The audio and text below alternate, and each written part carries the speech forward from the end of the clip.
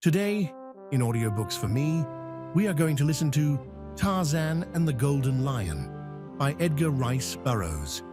This book is divided in 3 videos. This is Part 3. We hope you enjoy it. Chapter 16, The Diamond Horde. As the primitive smoke bombs filled the throne room of the Tower of the Emperors with their suffocating fumes, the Gomangani clustered about Tarzan, begging him to save them. For they, too, had seen the masked Bolgani before every entrance, and the great body of them that awaited in the gardens and upon the terrace without. "Wait a minute," said Tarzan, "until the smoke is thick enough to hide our movements from the Bolgani, and then we will rush the windows overlooking the terrace, for they are nearer the east gate than any other exit, and thus some of us will have a better chance for escape." "I have a better plan," said the old man. "When the smoke conceals us, follow me. There is one exit that is unguarded, probably because they do not dream that we would use it. When I passed over the dais behind the throne, I took occasion to note that there were no Bolgani guarding it." "Where does it lead?" asked Tarzan. "Into the basement of the Tower of Diamonds, the tower in which I discovered you. That portion of the palace is nearest to the east gate, and if we can reach it before they suspect our purpose, there will be little doubt that we can reach the forest at least." "Splendid!" ejaculated the ape-man. "It will not be long now before the smoke hides us from the Bolgani." In fact, it was so thick by this time that the occupants of the throne room were finding difficulty in breathing. Many of them were coughing and choking, and the eyes of all were watering from the effects of the acrid smoke. And yet they were not entirely hidden from the observation of the watchers all about them. "I don't know how much more of this we can stand," said Tarzan. "I have about all I care for now." "It is thickening up a bit," said the old man. "Just a moment more, and I think we can make it unseen." "I can stand it no longer," cried La. "I am suffocating, and I am half-blinded." "Very well," said the old man. "I doubt if they can see us now. It is pretty thick. Come, follow me." And he led the way up the steps of the dais and through an aperture behind the thrones, a small opening hidden by hangings. The old man went first, and then La, followed by Tarzan and Jad-bal-ja, who had about reached the limit of his endurance and patience, so that it had been with difficulty that Tarzan had restrained him, and who now was voicing his anger in deep growls which might have apprised the Bolgani of their avenue of escape. Behind Tarzan and the lion crowded the coughing Gomangani, but because Jad-bal-ja was just in front of them, they did not crowd as closely upon the party ahead of them as they probably would have done otherwise. The aperture opened into a dark corridor which led down a flight of rough steps to a lower level, and then straight through utter darkness for the rather considerable distance which separated the Tower of Diamonds from the Tower of the Emperors. So great was their relief at escaping the dense smoke of the throne room that none of the party minded the darkness of the corridor, but followed patiently the lead of the old man, who had explained that the first stairs down which they had passed were the only obstacles to be encountered in the tunnel. At the corridor's end, the old man halted before a heavy door, which after considerable difficulty he managed to open. "Wait a moment," he said, "until I find a cresset and make a light." And they heard him moving about beyond the doorway for a moment, and then a dim light flared, and presently the wick in a cresset flickered. In the dim rays, Tarzan saw before them a large, rectangular chamber, the great size of which was only partially suggested in the wavering light of the cresset. "Get them all in," said the old man, and closed the door, and when that had been done, he called to Tarzan. "Come," he said, "before we leave this chamber, I want to show you such a sight as no other human eyes have ever rested upon." He led him to the far side of the chamber, where in the light of the cresset, Tarzan saw tier after tier of shelves, upon which were stacked small sacks made of skins. The old man set the cresset upon one of the shelves, and taking a sack opened it and spilled a portion of the contents into the palm of his hand. "Diamonds," he said. "Each of these packages weighs 5 pounds, and each contains diamonds. They have been accumulating them for countless ages, for they mine far more than they can use themselves. In their legends is the belief that someday the Atlanteans will return and they can sell the diamonds to them. And so they continue to mine them and store them as though there was a constant and ready market for them. Here, take one of the bags with you," he said. He handed one to Tarzan and another to La. "I do not believe that we shall ever leave the valley alive, but we might." And he took a third bag for himself. From the diamond vault, the old man led them up a primitive ladder to the floor above and quickly to the main entrance of the tower. Only 2 heavy doors, bolted upon the inside, now lay between them and the terrace, a short distance beyond which the east gate swung open. The old man was about to open the doors when Tarzan stopped him. "Wait a moment," he said, "until the rest of the Gomangani come. It takes them some time to ascend the ladder. When they are all here behind us, swing the doors open, and you and La, with this 10 or a dozen Gomangani that are immediately around us, make a break for the gate. The rest of us will bring up the rear and hold the Bolgani off in case they attack us. Get ready," he added a moment later. "I think they are all up." Carefully, Tarzan explained to the Gomangani the plan he had in mind, and then turning to the old man, he commanded, "Now!" The bolt slipped. The doors swung open, and simultaneously, the entire party started at a run toward the east gate. The Bolgani, who were still massed about the throne room, were not aware that their victims had eluded them, until Tarzan, bringing up the rear with Jad-bal-ja, was passing through the east gate. Then the Bolgani discovered him and immediately set up a hue and cry that brought several hundred of them on a mad run in pursuit. "Here they come," cried Tarzan to the others. "Make a run of it, straight down the valley toward Opar-la." "And you?" demanded the young woman. "I shall remain a moment with the Gomangani and attempt to punish these fellows." La stopped in her tracks. "I shall not go a step without you, Tarzan of the Apes," she said. "Too great already are the risks you have taken for me. No, I shall not go without you." The ape-man shrugged. "As you will," he said. "Here they come."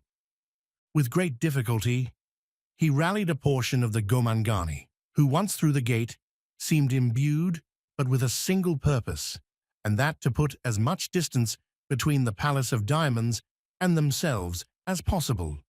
Perhaps 50 warriors rallied to his call, and with these he stood in the gateway toward which several hundred Bolgani were now charging.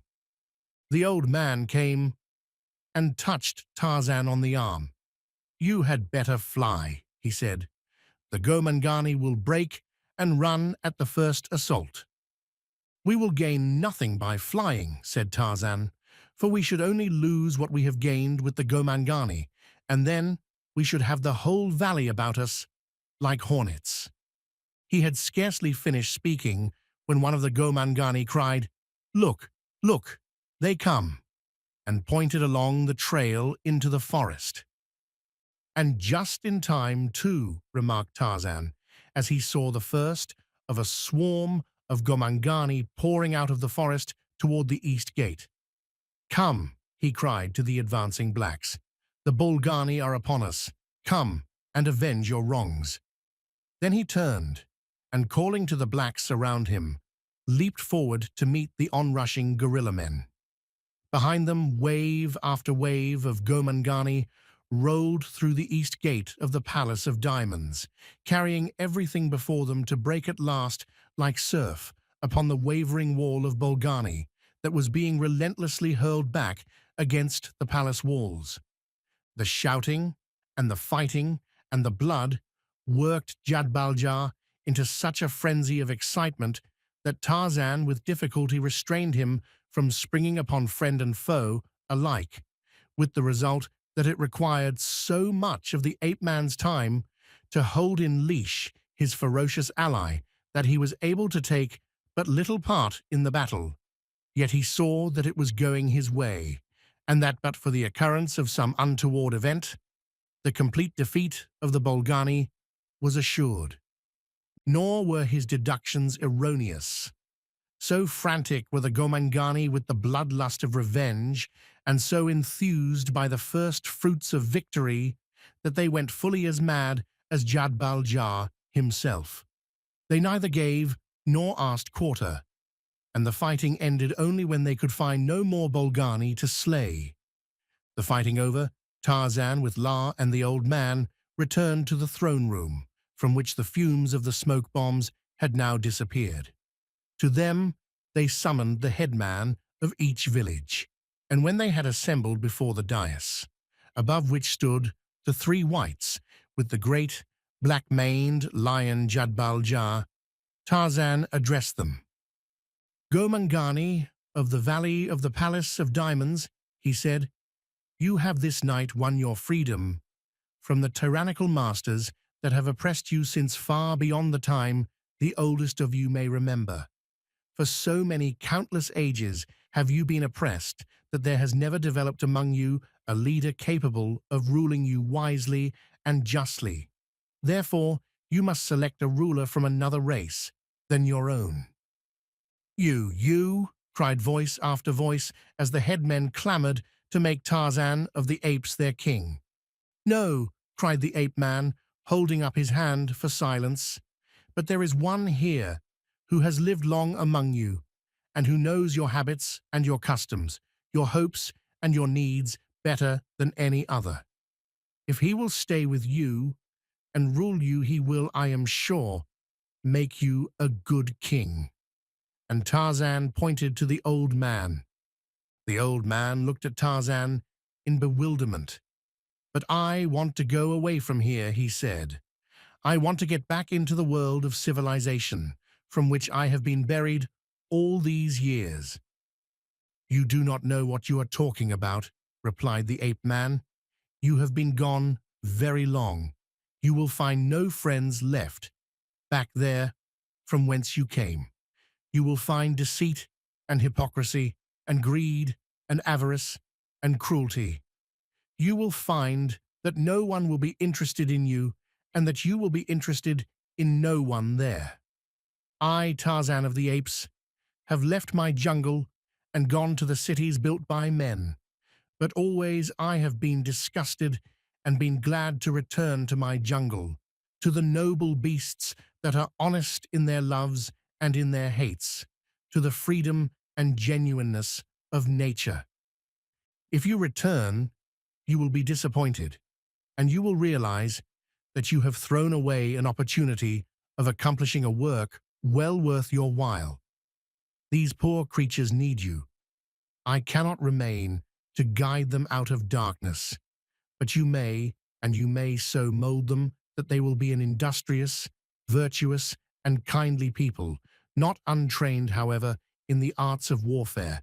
For when we have that which is good, there will always be those who are envious, and who, if they are more powerful than we, will attempt to come and take what we have by force.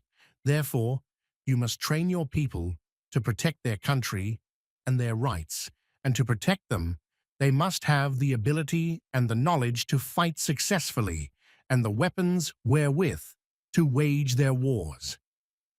"You speak the truth, Tarzan of the Apes," replied the old man. "There is nothing for me in that other world, so, if the Gomangani wish me to be their chief, I will remain here." The headmen, when he questioned them, assured Tarzan that if they could not have him for chief, they would be very glad to have the old man, whom they all knew, either by sight or reputation, as one who had never perpetrated any cruelties upon the Gomangani. The few surviving Bolgani who had taken refuge in various parts of the palace were sought out and brought to the throne room. Here, they were given the option of remaining in the valley as slaves or leaving the country entirely.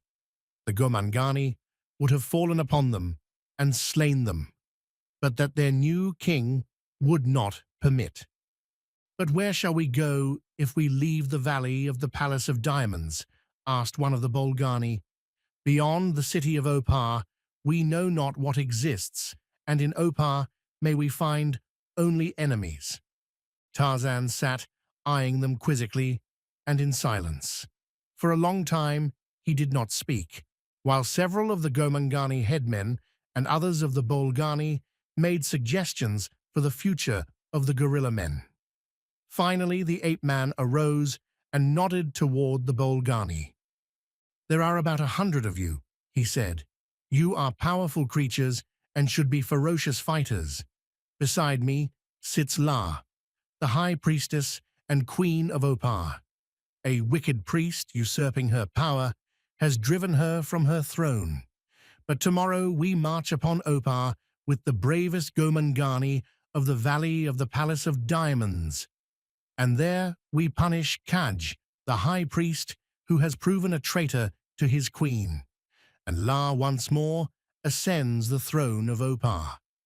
But where the seeds of treason have once been broadcast, the plant may spring up at any time and where least expected.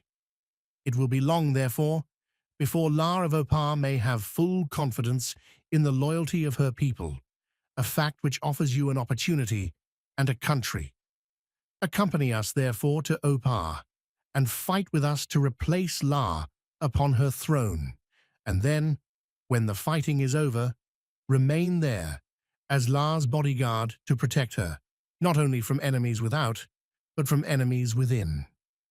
The Bolgani discussed the matter for several minutes, and then one of them came to Tarzan. "We will do as you suggest," he said. "And you will be loyal to La?" asked the ape-man. "A Bolgani is never a traitor," replied the gorilla man. "Good," exclaimed Tarzan. "And you, La, are you satisfied with this arrangement?" "I accept them in my service," replied she. Early the next morning, Tarzan and La set out, with 3,000 Gomangani and 100 Bolgani, to punish the traitorous Kaj. There was little or no attempt at strategy or deception. They simply marched down through the valley of the Palace of Diamonds, descended the rocky ravine into the valley of Opar, and made straight for the rear of the Palace of La. A little grey monkey, sitting among the vines and creepers upon the top of the temple walls, saw them coming.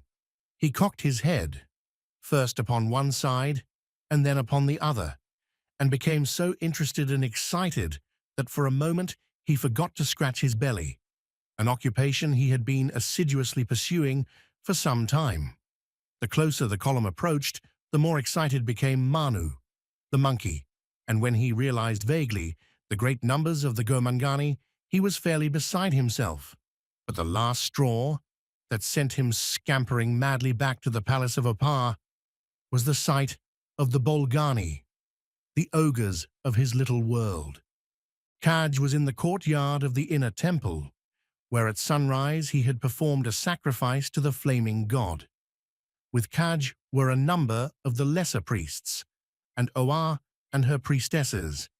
That there was dissension among them was evident by the scowling faces, fully as much as by the words which Oa directed at Kaj. "Once again, have you gone too far, Kaj?" she cried bitterly. "Only may the high priestess of the flaming god perform the act of sacrifice. Yet again and again do you persist in defiling the sacred knife with your unworthy hand." "Silence, woman," growled the high priest. "I am Kaj, king of Opar, high priest of the flaming god. You are what you are only because of the favor of Kaj. Try not my patience too far, or you shall indeed know the feel of the sacred knife." There could be no mistaking the sinister menace in his words. Several of those about him could ill conceal the shocked surprise they felt at his sacrilegious attitude toward their high priestess. However little they thought of Oa, the fact remained that she had been elevated to the highest place among them, and those that believed that La was dead, as Kaj had taken great pains to lead them all to believe, gave in full to Oa the reverence which her high office entitled her to. "Have a care, Kaj," warned one of the older priests.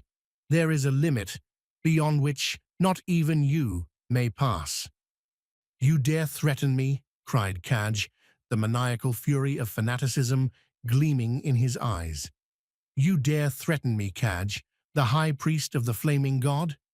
And as he spoke, he leaped toward the offending man, the sacrificial knife raised menacingly above his head, and just at that moment, a little gray monkey came chattering and screaming through an embrasure in the wall overlooking the court of the temple. "The Bolgani! The Bolgani!" he shrieked. "They come! They come!" Kaj stopped and wheeled toward Manu, the hand that held the knife dropping at his side. "You saw them, Manu?" he asked. "You are speaking the truth? If this is another of your tricks, you will not live to play another joke upon Kaj." "I speak the truth," chattered the little monkey. "I saw them with my own eyes." "How many of them are there?" asked Kaj. "And how near to Opar have they come?" "They are as many as the leaves upon the trees," replied Manu, "and they are already close to the temple wall, the Bolgani and the Gomangani. They come as the grasses that grow in the ravines where it is cool and damp." Kaj turned and raised his face toward the sun, and throwing back his head, gave voice to a long-drawn scream that ended in a piercing shriek. 3 times he voiced the hideous cry, and then, with a command to the others in the court to follow him, he started at a brisk trot toward the palace proper. As Kaj directed his steps toward the ancient avenue upon which the palace of Opar faced, there issued from every corridor and doorway groups of the knurled and hairy men of Opar, armed with their heavy bludgeons and their knives. Screaming and chattering in the trees above them were a score or more of little grey monkeys. "Not here!" they cried. "Not here!" and pointed toward the south side of the city. Like an undisciplined mob, the horde of priests and warriors re-entered the palace at Kaj's heels and retraced their steps toward the opposite side of the edifice. Here they scrambled to the summit of the lofty wall which guards the palace, just as Tarzan's forces came to a halt outside. "Rocks! Rocks!" screamed Kaj, and in answer to his commands, the women in the courtyard below commenced to gather the loose fragments of stone that had crumbled from the wall and from the palace, and to toss them up to the warriors above. "Go away!" screamed Kaj to the army outside his gates. "Go away! I am Kaj, high priest of the flaming god, and this is his temple. Defile not the temple of the flaming god, or you shall know his wrath." Tarzan stepped forward a little ahead of the others, and raised his hand for silence. "La, your high priestess and your queen is here," he cried to the Oparians upon the wall. "Kaj is a traitor and an impostor. Open your gates and receive your queen. Give up the traitors to justice, and no harm will befall you. But refuse La entry to her city, and we shall take by force and with bloodshed that which belongs to La rightfully." As he ceased speaking, La stepped to his side, that all her people might see her, and immediately there were scattering cries for La, and a voice or two raised against Kaj. Evidently realizing that it would not take much to turn the scale against him, Kaj shrieked to his men to attack and simultaneously launched a stone at Tarzan. Only the wondrous agility that he possessed saved the ape-man, and the missile passed by, and striking a Gomangani over the heart, felled him. Instantly, a shower of missiles fell upon them, and then Tarzan called to his followers to charge. Roaring and growling, the Bolgani and the Gomangani leaped forward to the attack. Cat-like they ran up the rough wall, in the face of the menacing bludgeons above. Tarzan, who had chosen Kaj as his objective, was among the first to reach the summit. A hairy, crooked warrior struck at him with a bludgeon, and hanging to the summit of the wall with one hand, Tarzan caught the weapon in the other and wrested it from his assailant. At the same time, he saw Kaj turn and disappear into the courtyard beyond. Then Tarzan drew himself to the top, where he was immediately engaged by two other warriors of Opar. With the weapon he had wrested from their fellow, he knocked them to right and left. So great an advantage his great height and strength gave him over them. And then, remembering only that Kaj, who was the ringleader of the revolt against La, must not be permitted to escape, Tarzan leaped to the pavement below just as the high priest disappeared through an archway at the opposite end of the courtyard. Some priests and priestesses sought to impede his progress. Seizing one of the former by the ankles, he swung the body in circles about him, clearing his own pathway as he ran for the opposite end of the courtyard, and there he halted and wheeled, and putting all the strength of his great muscles into the effort, he swung the body of the priest once more and hurled it back into the faces of his pursuers. Without waiting to note the effect of his act, he turned again and continued in pursuit of Kaj. The fellow kept always just ahead of him, because Kaj knew his way through the labyrinthian mazes of the palace and temple and courtyards better than Tarzan. That the trail was leading toward the inner courts of the temple, Tarzan was convinced. There Kaj would find easy ingress to the pits beneath the palace, and a hiding place from which it would be difficult to dislodge him. So numerous and winding were the dark, subterranean tunnels.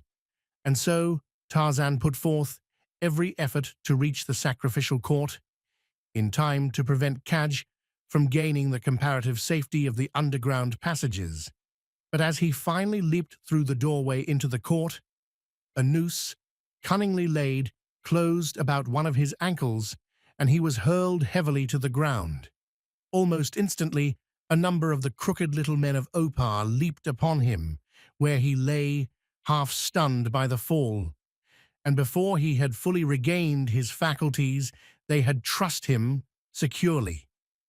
Only about half-conscious, he felt them raise him from the ground and carry him, and presently he was deposited upon a cold stone surface.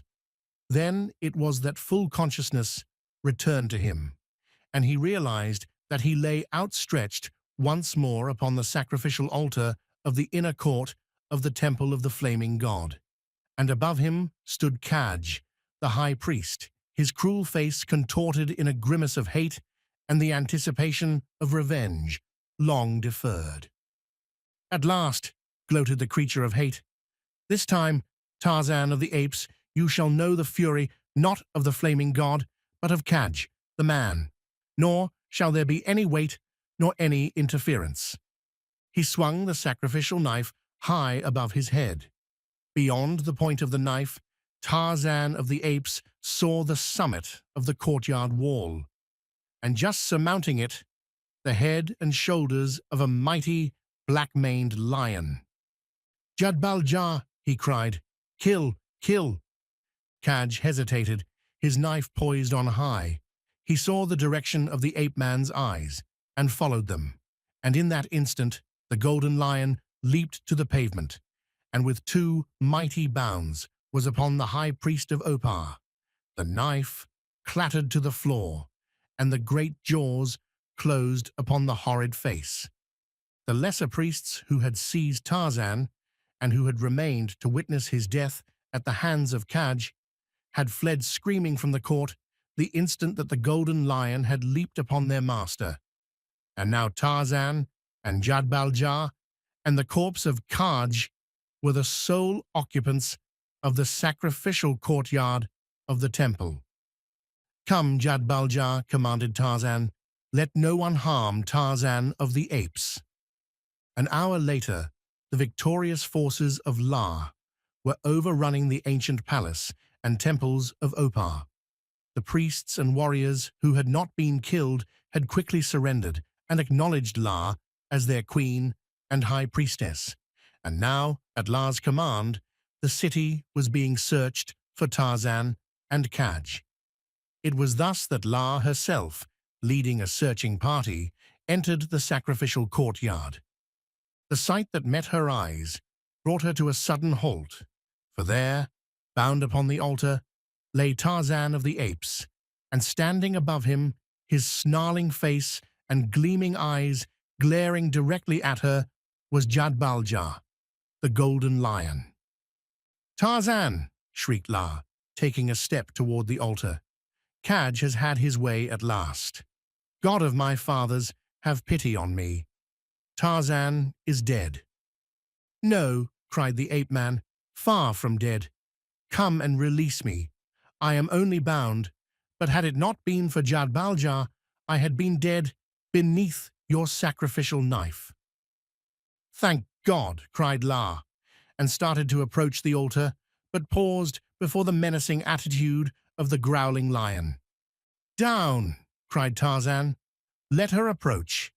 And Jad-bal-ja lay down beside his master and stretched his whiskered chin across the ape-man's breast. La came then, and picking up the sacrificial knife, cut the bonds that held the lord of the jungle captive, and then she saw beyond the altar the corpse of Kaj. "Your worst enemy is dead," said Tarzan, "and for his death you may thank Jad-bal-ja, as I thank him for my life. You should rule now in peace and happiness and in friendship with the people of the Valley of the Palace of Diamonds."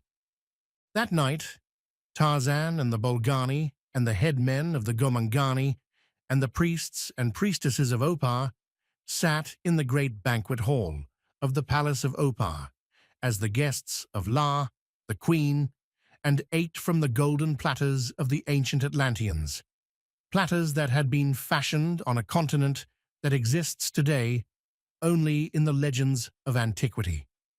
And the following morning, Tarzan and Jad-bal-ja set forth upon their return journey to the land of the Waziri and home. Chapter 17. The Torture of Fire. Flora Hawks and her 4 confederates, pursued by Luvini and his 200 warriors, stumbled through the darkness of the jungle night.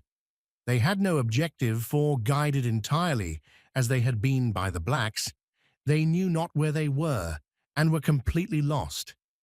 The sole idea dominating the mind of each was to put as much distance between themselves and the camp of the Ivory Raiders as possible. For no matter what the outcome of the battle there might have been, their fate would be the same, should the victorious party capture them. They had stumbled on for perhaps half an hour, when, during a momentary rest, they heard plainly behind them the sound of pursuit, and again they plunged on in their aimless flight of terror. Presently, to their surprise, they discerned the glow of a light ahead. What could it be? Had they made a complete circle, and was this again the camp they had been fleeing? They pushed on to reconnoiter, until at last they saw before them the outlines of a camp surrounded by a thorn boma, in the center of which was burning a small campfire.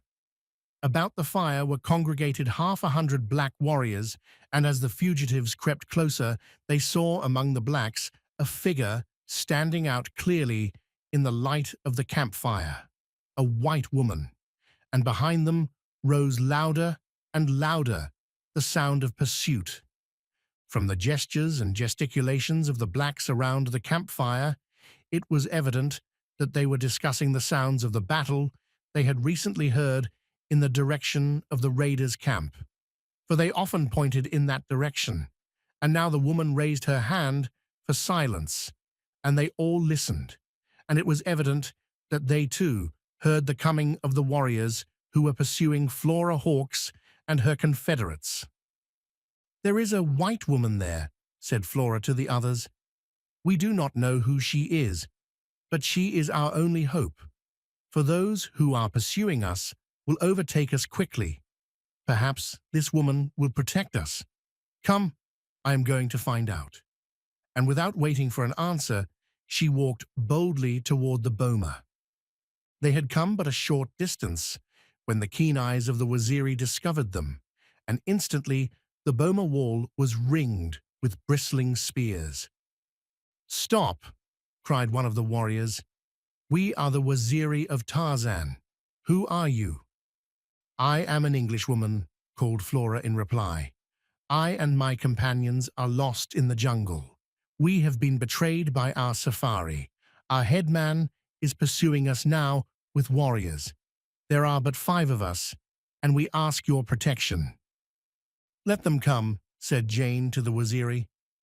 As Flora Hawkes and the 4 men entered the boma beneath the scrutiny of Jane Clayton and the Waziri, another pair of eyes watched from the foliage of the great tree that overhung the camp upon the opposite side. Grey eyes to which a strange light came as they recognized the girl and her companions. As the newcomers approached Lady Greystoke, the latter gave an exclamation of surprise. "Flora!" she exclaimed in astonishment. "Flora Hawkes, what in the world are you doing here?" The girl, startled too, came to a full stop. "Lady Greystoke!" she ejaculated. "I do not understand," continued Lady Greystoke. "I did not know that you were in Africa."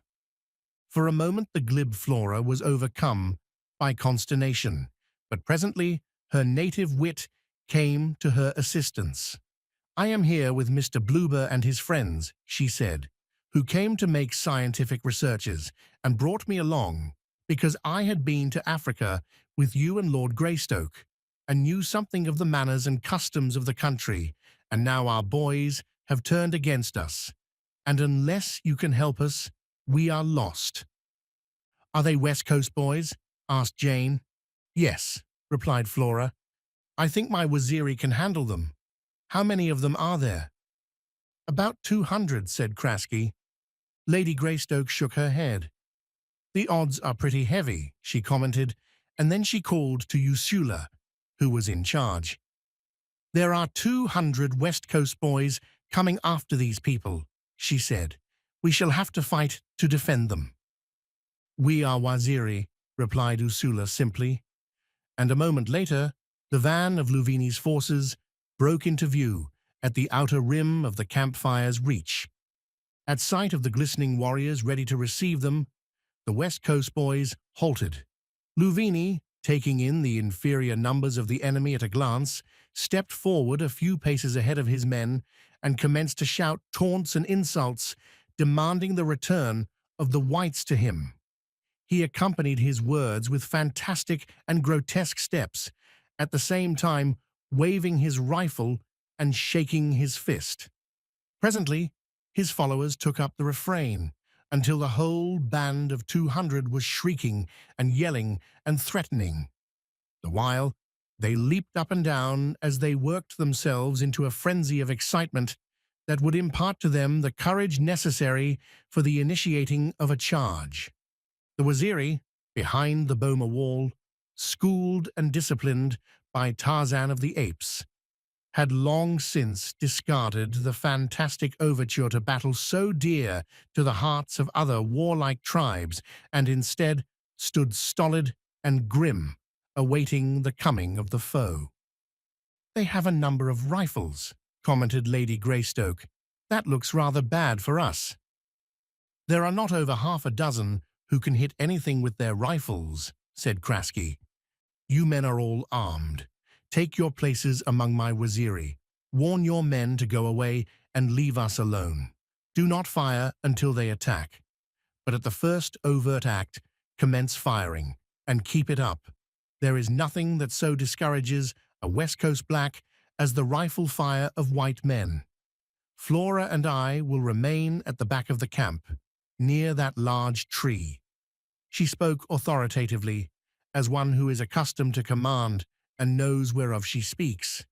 The men obeyed her, even Bloober, though he trembled pitiably as he moved forward to take his place in the front ranks among the Waziri. Their movements, in the light of the campfire, were all plainly discernible to Louvini, and also to that other who watched from the foliage of the tree, beneath which Jane Clayton and Flora Hawkes took refuge. Louvini had not come to fight. He had come to capture Flora Hawkes. He turned to his men. "There are only 50 of them," he said. "We can kill them easily, but we did not come to make war. We came to get the white girl back again. Stay here and make a great show against those sons of jackals. Keep them always looking at you. Advance a little and then fall back again. And while you are thus keeping their attention attracted in this direction, I will take 50 men and go to the rear of their camp and get the white girl. And when I have her, I will send word to you, and immediately you can return to the village, where, behind the palisade, we shall be safe against attack." Now this plan well suited the West Coast blacks, who had no stomach for the battle looming so imminent, and so they danced and yelled and menaced more vociferously than before, for they felt they were doing it all with perfect impunity, since presently they should retire after a bloodless victory to the safety of their palisade. As Louvini, making a detour, crept through the concealment of the dense jungles to the rear of the camp, while the din of the West Coast blacks arose to almost deafening proportions, there dropped suddenly to the ground, before the two white women from the tree above them, the figure of a white giant, naked except for loincloth and leopard skin, his godlike contour picked out by the flickering light of the beast fire. "John!" exclaimed Lady Greystoke. "Thank God it is you." "Sish!" cautioned the white giant, placing a forefinger to his lips, and then suddenly he wheeled upon Flora Hawkes. "It is you I want," he cried, and seizing the girl, he threw her lightly across his shoulders, and before Lady Greystoke could interfere, before she half realized what had occurred, he had lightly leapt the protecting boma in the rear of the camp and disappeared into the jungle beyond. For a moment, Jane Clayton stood reeling, as one stunned by an unexpected blow, and then, with a stifled moan, she sank sobbing to the ground, her face buried in her arms. It was thus that Louvini and his warriors found her, as they crept stealthily over the boma and into the camp in the rear of the defenders upon the opposite side of the beast fire.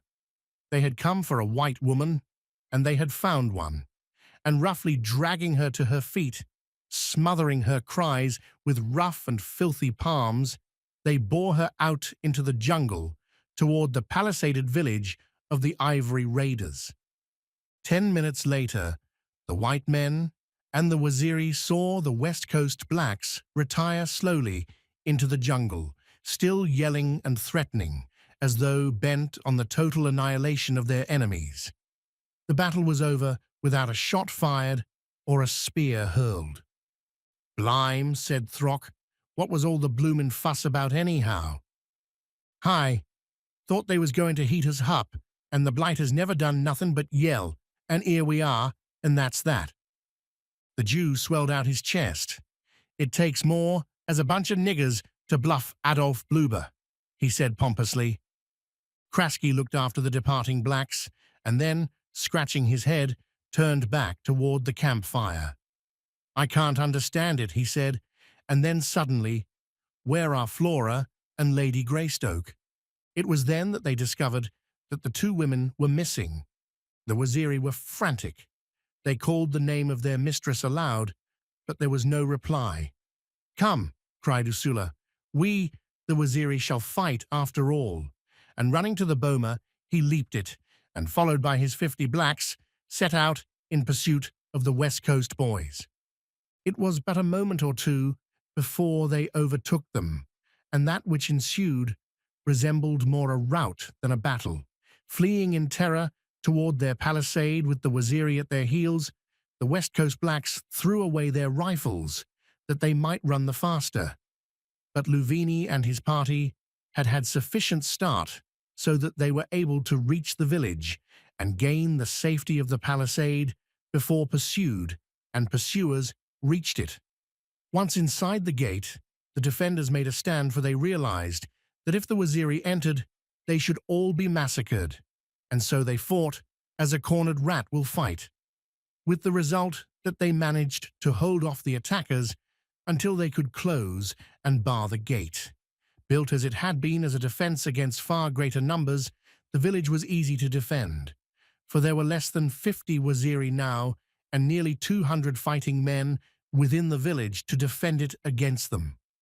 Realizing the futility of blind attack, Usula withdrew his forces a short distance from the palisade, and there they squatted, their fierce, scowling faces glaring at the gateway, while Usula pondered schemes for outwitting the enemy, which he realized he could not overcome by force alone.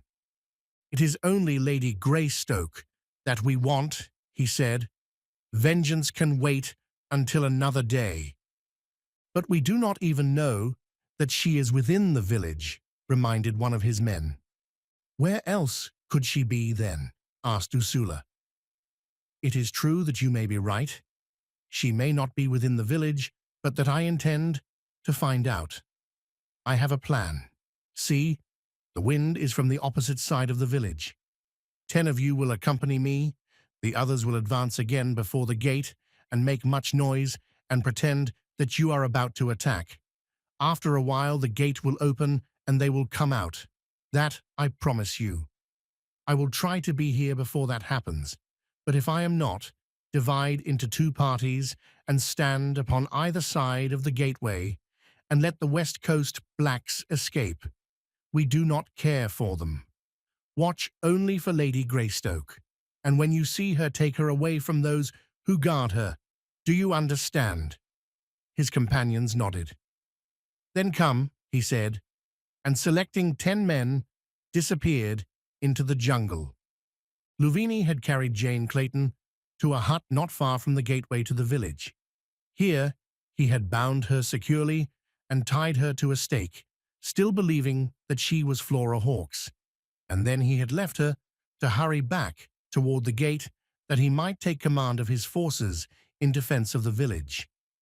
So rapidly had the events of the past hour transpired that Jane Clayton was still half dazed from the series of shocks that she had been called upon to endure. Dwarfing to nothingness the menace of her present position was the remembrance that her Tarzan had deserted her in her hour of need and carried off into the jungle another woman.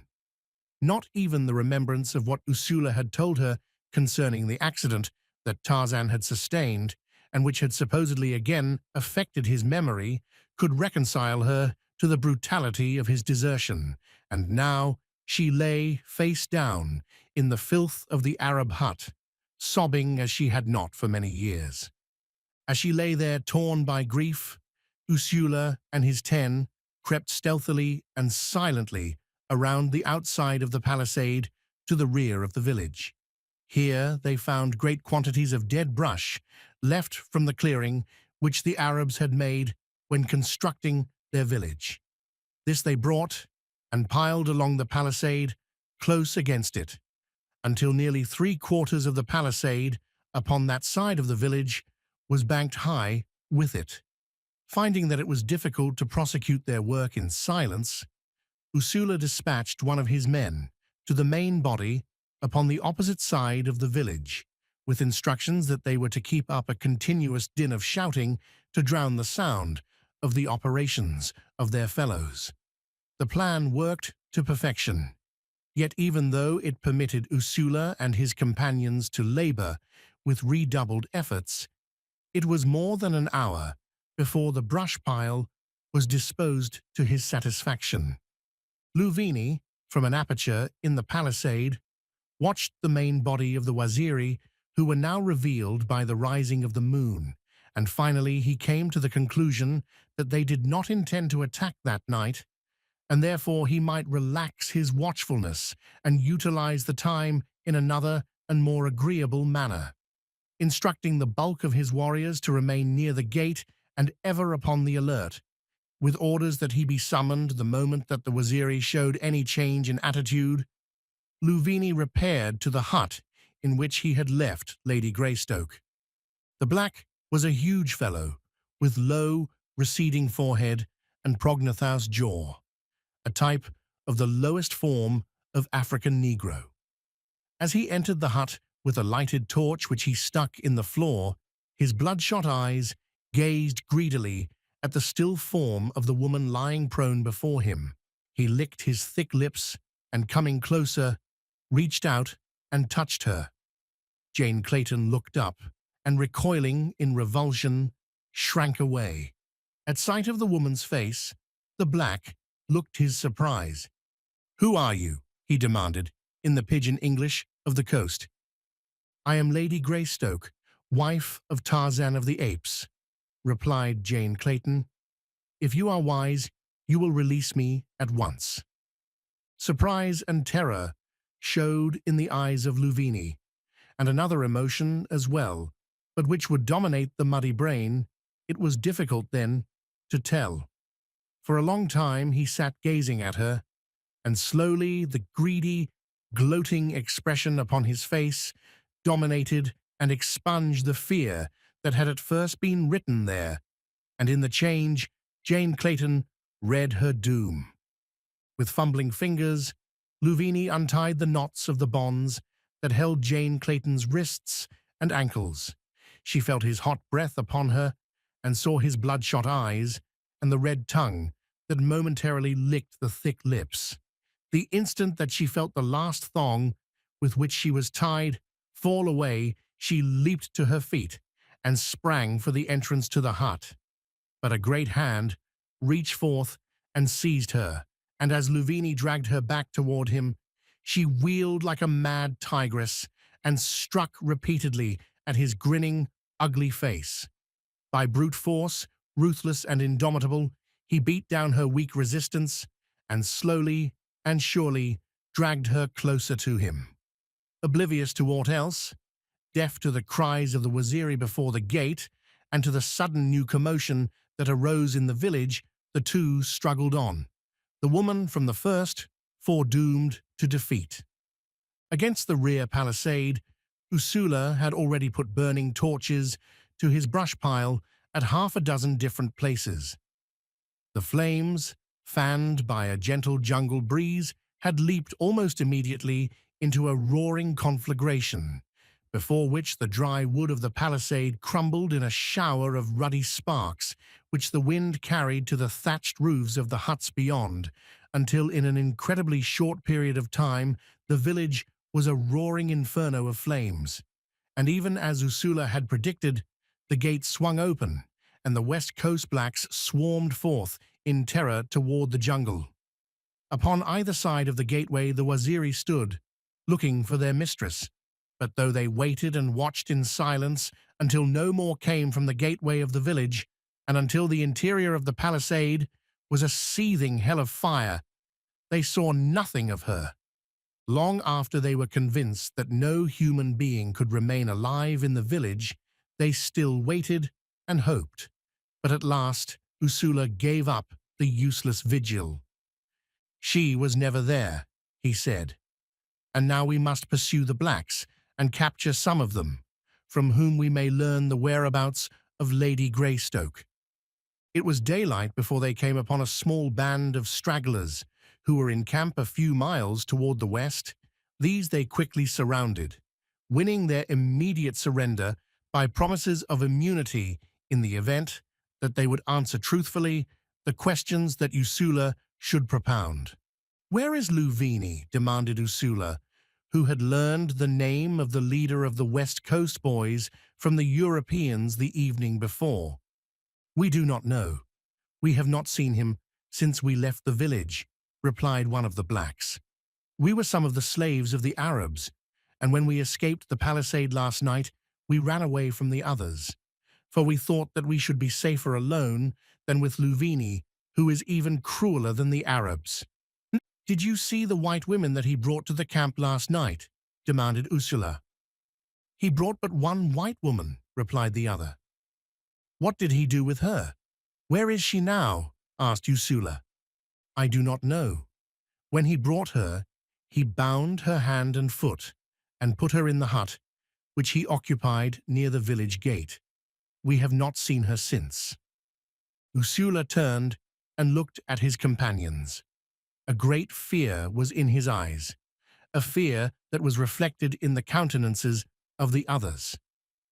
"Come," he said, "we shall return to the village, and you will go with us," he added, addressing the West Coast blacks, "and if you have lied to us—" He made a significant movement with his forefinger across his throat. "We have not lied to you," replied the others. Quickly, they retraced their steps toward the ruins of the Arab village, nothing of which was left save a few piles of smoldering embers. "Where was the hut in which the white woman was confined?" demanded Ursula as they entered the smoking ruins. "Here," said one of the blacks, and walked quickly a few paces beyond what had been the village gateway. Suddenly he halted and pointed at something which lay upon the ground. "There," he said, "is the white woman you seek." Ursula and the others pressed forward. Rage and grief contended for mastery of them as they beheld, lying before them, the charred remnants of a human body. "It is she," said Ursula, turning away to hide his grief as the tears rolled down his ebon cheeks. The other Waziri were equally affected, for they all had loved the mate of the big Bwana. "Perhaps it is not she," suggested one of them. "Perhaps it is another." "We can tell quickly," cried a third. "If her rings are among the ashes, it is indeed she." And he knelt and searched for the rings which Lady Greystoke habitually wore. Ursula shook his head despairingly. "It is she," he said. "There is the very stake to which she was fastened." He pointed to the blackened stub of a stake close beside the body. "And as for the rings, even if they are not there, it will mean nothing, for Luvini would have taken them away from her as soon as he captured her. There was time for everyone else to leave the village except she, who was bound and could not leave. No, it cannot be another." The Waziri scooped a shallow grave and reverently deposited the ashes there, marking the spot with a little cairn of stones. The golden lion, with two mighty bounds, was upon the high priest. Chapter 18. The Spore of Revenge. As Tarzan of the Apes, adapting his speed to that of Jad-bal-ja, made his comparatively slow way toward home, he reviewed with varying emotions the experiences of the past week. While he had been unsuccessful in raiding the treasure vaults of Opar, the sack of diamonds which he carried compensated several-fold for this miscarriage of his plans. His only concern now was for the safety of his Waziri, and perhaps a troublesome desire to seek out the whites who had drugged him and mete out to them the punishment they deserved. In view, however, of his greater desire to return home, he decided to make no effort at apprehending them for the time being at least. Hunting together, feeding together, and sleeping together, the man and the great lion trod the savage jungle trails toward home. Yesterday, they shared the meat of Bara, the deer. Today, they feasted upon the carcass of Horta, the boar, and between them there was little chance that either would go hungry. They had come within a day's march of the bungalow when Tarzan discovered the spoor of a considerable body of warriors. As some men devour the latest stock market quotations as though their very existence depended upon an accurate knowledge of them, so Tarzan of the Apes devoured every scrap of information that the jungle held for him, for in truth, an accurate knowledge of all that this information could impart to him had been during his lifetime a sine qua non to his existence. So now he carefully examined the spoor that lay before him, several days old though it was, and partially obliterated by the passage of beasts since it had been made, but yet legible enough to the keen eyes and nostrils of the ape-man. His partial indifference suddenly gave way to keen interest, for among the footprints of the great warriors he saw now and again the smaller one of a white woman, a loved footprint that he knew as well as you know your mother's face. The Waziri returned and told her that I was missing, he soliloquized, and now she has set out with them to search for me. He turned to the lion. Well, Jad-bal-ja, once again, we turn away from home. But no, where she is home. The direction that the trail led rather mystified Tarzan of the apes, as it was not along the direct route toward Opar, but in a rather more southerly direction. On the sixth day, his keen ears caught the sound of approaching men, and presently there was wafted to his nostrils the spoor of blacks. Sending Jad-bal-ja into a thicket to hide, Tarzan took to the trees and moved rapidly in the direction of the approaching Negroes. As the distance between them lessened, the scent became stronger, until, even before he saw them, Tarzan knew that they were Waziri, but the one effluvium that would have filled his soul with happiness was lacking.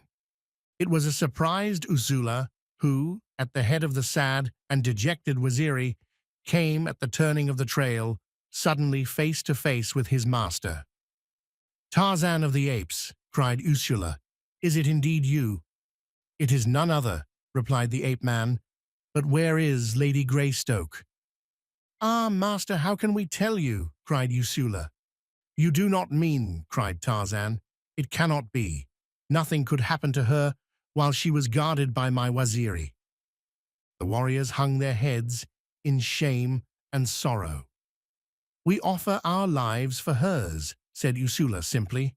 He threw down his spear and shield, and stretching his arms wide apart, bared his great breast to Tarzan. "Strike, Bwana," he said. The ape-man turned away with bowed head. Presently, he looked at Usula again. "Tell me how it happened," he said, "and forget your foolish speech, as I have forgotten the suggestion which prompted it." Briefly, Usula narrated the events which had led up to the death of Jane, and when he was done, Tarzan of the apes spoke but 3 words, voicing a question which was typical of him. "Where is Louvini?" he asked. "Ah, that we do not know," replied Usula. "But I shall know," said Tarzan of the apes. "Go upon your way, my children, back to your huts, and your women, and your children. And when next you see Tarzan of the apes, you will know that Louvini is dead." They begged permission to accompany him, but he would not listen to them. "You are needed at home at this time of year," he said. "Already have you been gone too long from the herds and fields. Return then, and carry word to Korak, but tell him that it is my wish that he, too, remains at home. If I fail, then may he come and take up my unfinished work, if he wishes to do so." As he ceased speaking, he turned back in the direction from which he had come, and whistled once a single, low, long-drawn note, and a moment later, Jad-bal-ja, the golden lion, bounded into view along the jungle trail. "The golden lion!" cried Usula. "When he escaped from Kiwazi, it was to search for his beloved Bwana." Tarzan nodded. "He followed many marches to a strange country until he found me," he said, and then he bid the Waziri goodbye and bent his steps once more away from home, in search of Louvini and revenge. John Peebles, wedged in the crotch of a large tree, greeted the coming dawn with weary eyes. Near him was Dick Throck, similarly braced in another crotch, while Krasky, more intelligent and therefore possessing more inventive genius, had rigged a small platform of branches across two parallel boughs, upon which he lay in comparative comfort. 10 feet above him, Bloober swung, half exhausted and wholly terrified, to a smaller branch, supported in something that approximated safety by a fork of the branch to which he clung. "God," groaned Peebles, "I'll let the bloody lions have me before he'll spend another such a night as this, and here we are, and that's that." "And blime too," said Throck. "High sleeps on the ground after this, lions or no lions."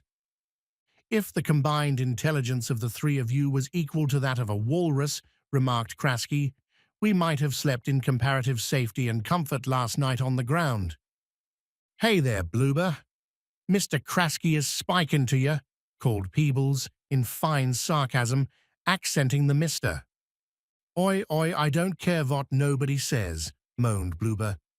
"He wants us to build a house for him every night," continued Peebles, "while he stands abart and tells us bloomin' well how to do it, and him, being a fine gentleman, don't do no work." "Why should I do any work with my hands, when you two big beasts haven't got anything else to work with?" asked Krasky. "You would all have starved by this time if I hadn't found food for you, and you'll be lion meat in the end, or die of exhaustion if you don't listen to me, not that it would be much loss." The others paid no attention to his last sally. As a matter of fact, they had all been quarreling so much for such a long time that they really paid little attention to one another. With the exception of Peebles and Throck, they all hated one another cordially, and only clung together because they were afraid to separate. Slowly, Peebles lowered his bulk to the ground. Throck followed him, and then came Krasky, and then finally Bloober, who stood for a moment in silence, looking down at his disreputable clothing. "Mein Gott," he exclaimed at last. "Look at me. This suit? What it cost me 20 guineas. Look at it. Ruined. Ruined. It wouldn't bring 1 penny in the pound." "The hell with your clothes," exclaimed Krasky. "Here we are, lost, half-starved, constantly menaced by wild animals, and maybe, for all we know, by cannibals, with Flora missing in the jungle, and you can stand there and talk about your 20-guinea suit. You make me tired, Bloober, but come on, we might as well be moving." "Which way?" asked Throck. "Why, to the west, of course," replied Krasky. "The coast is there, and there is nothing else for us to do but try to reach it." "We can't reach it by going east," roared Peebles, "and here we are, and that's that." "Who said we could?" demanded Krasky. "Well, we was traveling east all day yesterday," said Peebles. "I knew all the time that there was something wrong, and I just got it figured out." Throck looked at his partner in stupid surprise. "What do you mean?" he growled. "What makes you think we was traveling east?" "It's easy enough," replied Peebles, "and I can prove it to you, because this party here knows so much more than the rest of us. We've been traveling straight toward the interior ever since the niggers deserted us." He nodded toward the Russian, who stood with his hands on his hips, eyeing the other quizzically.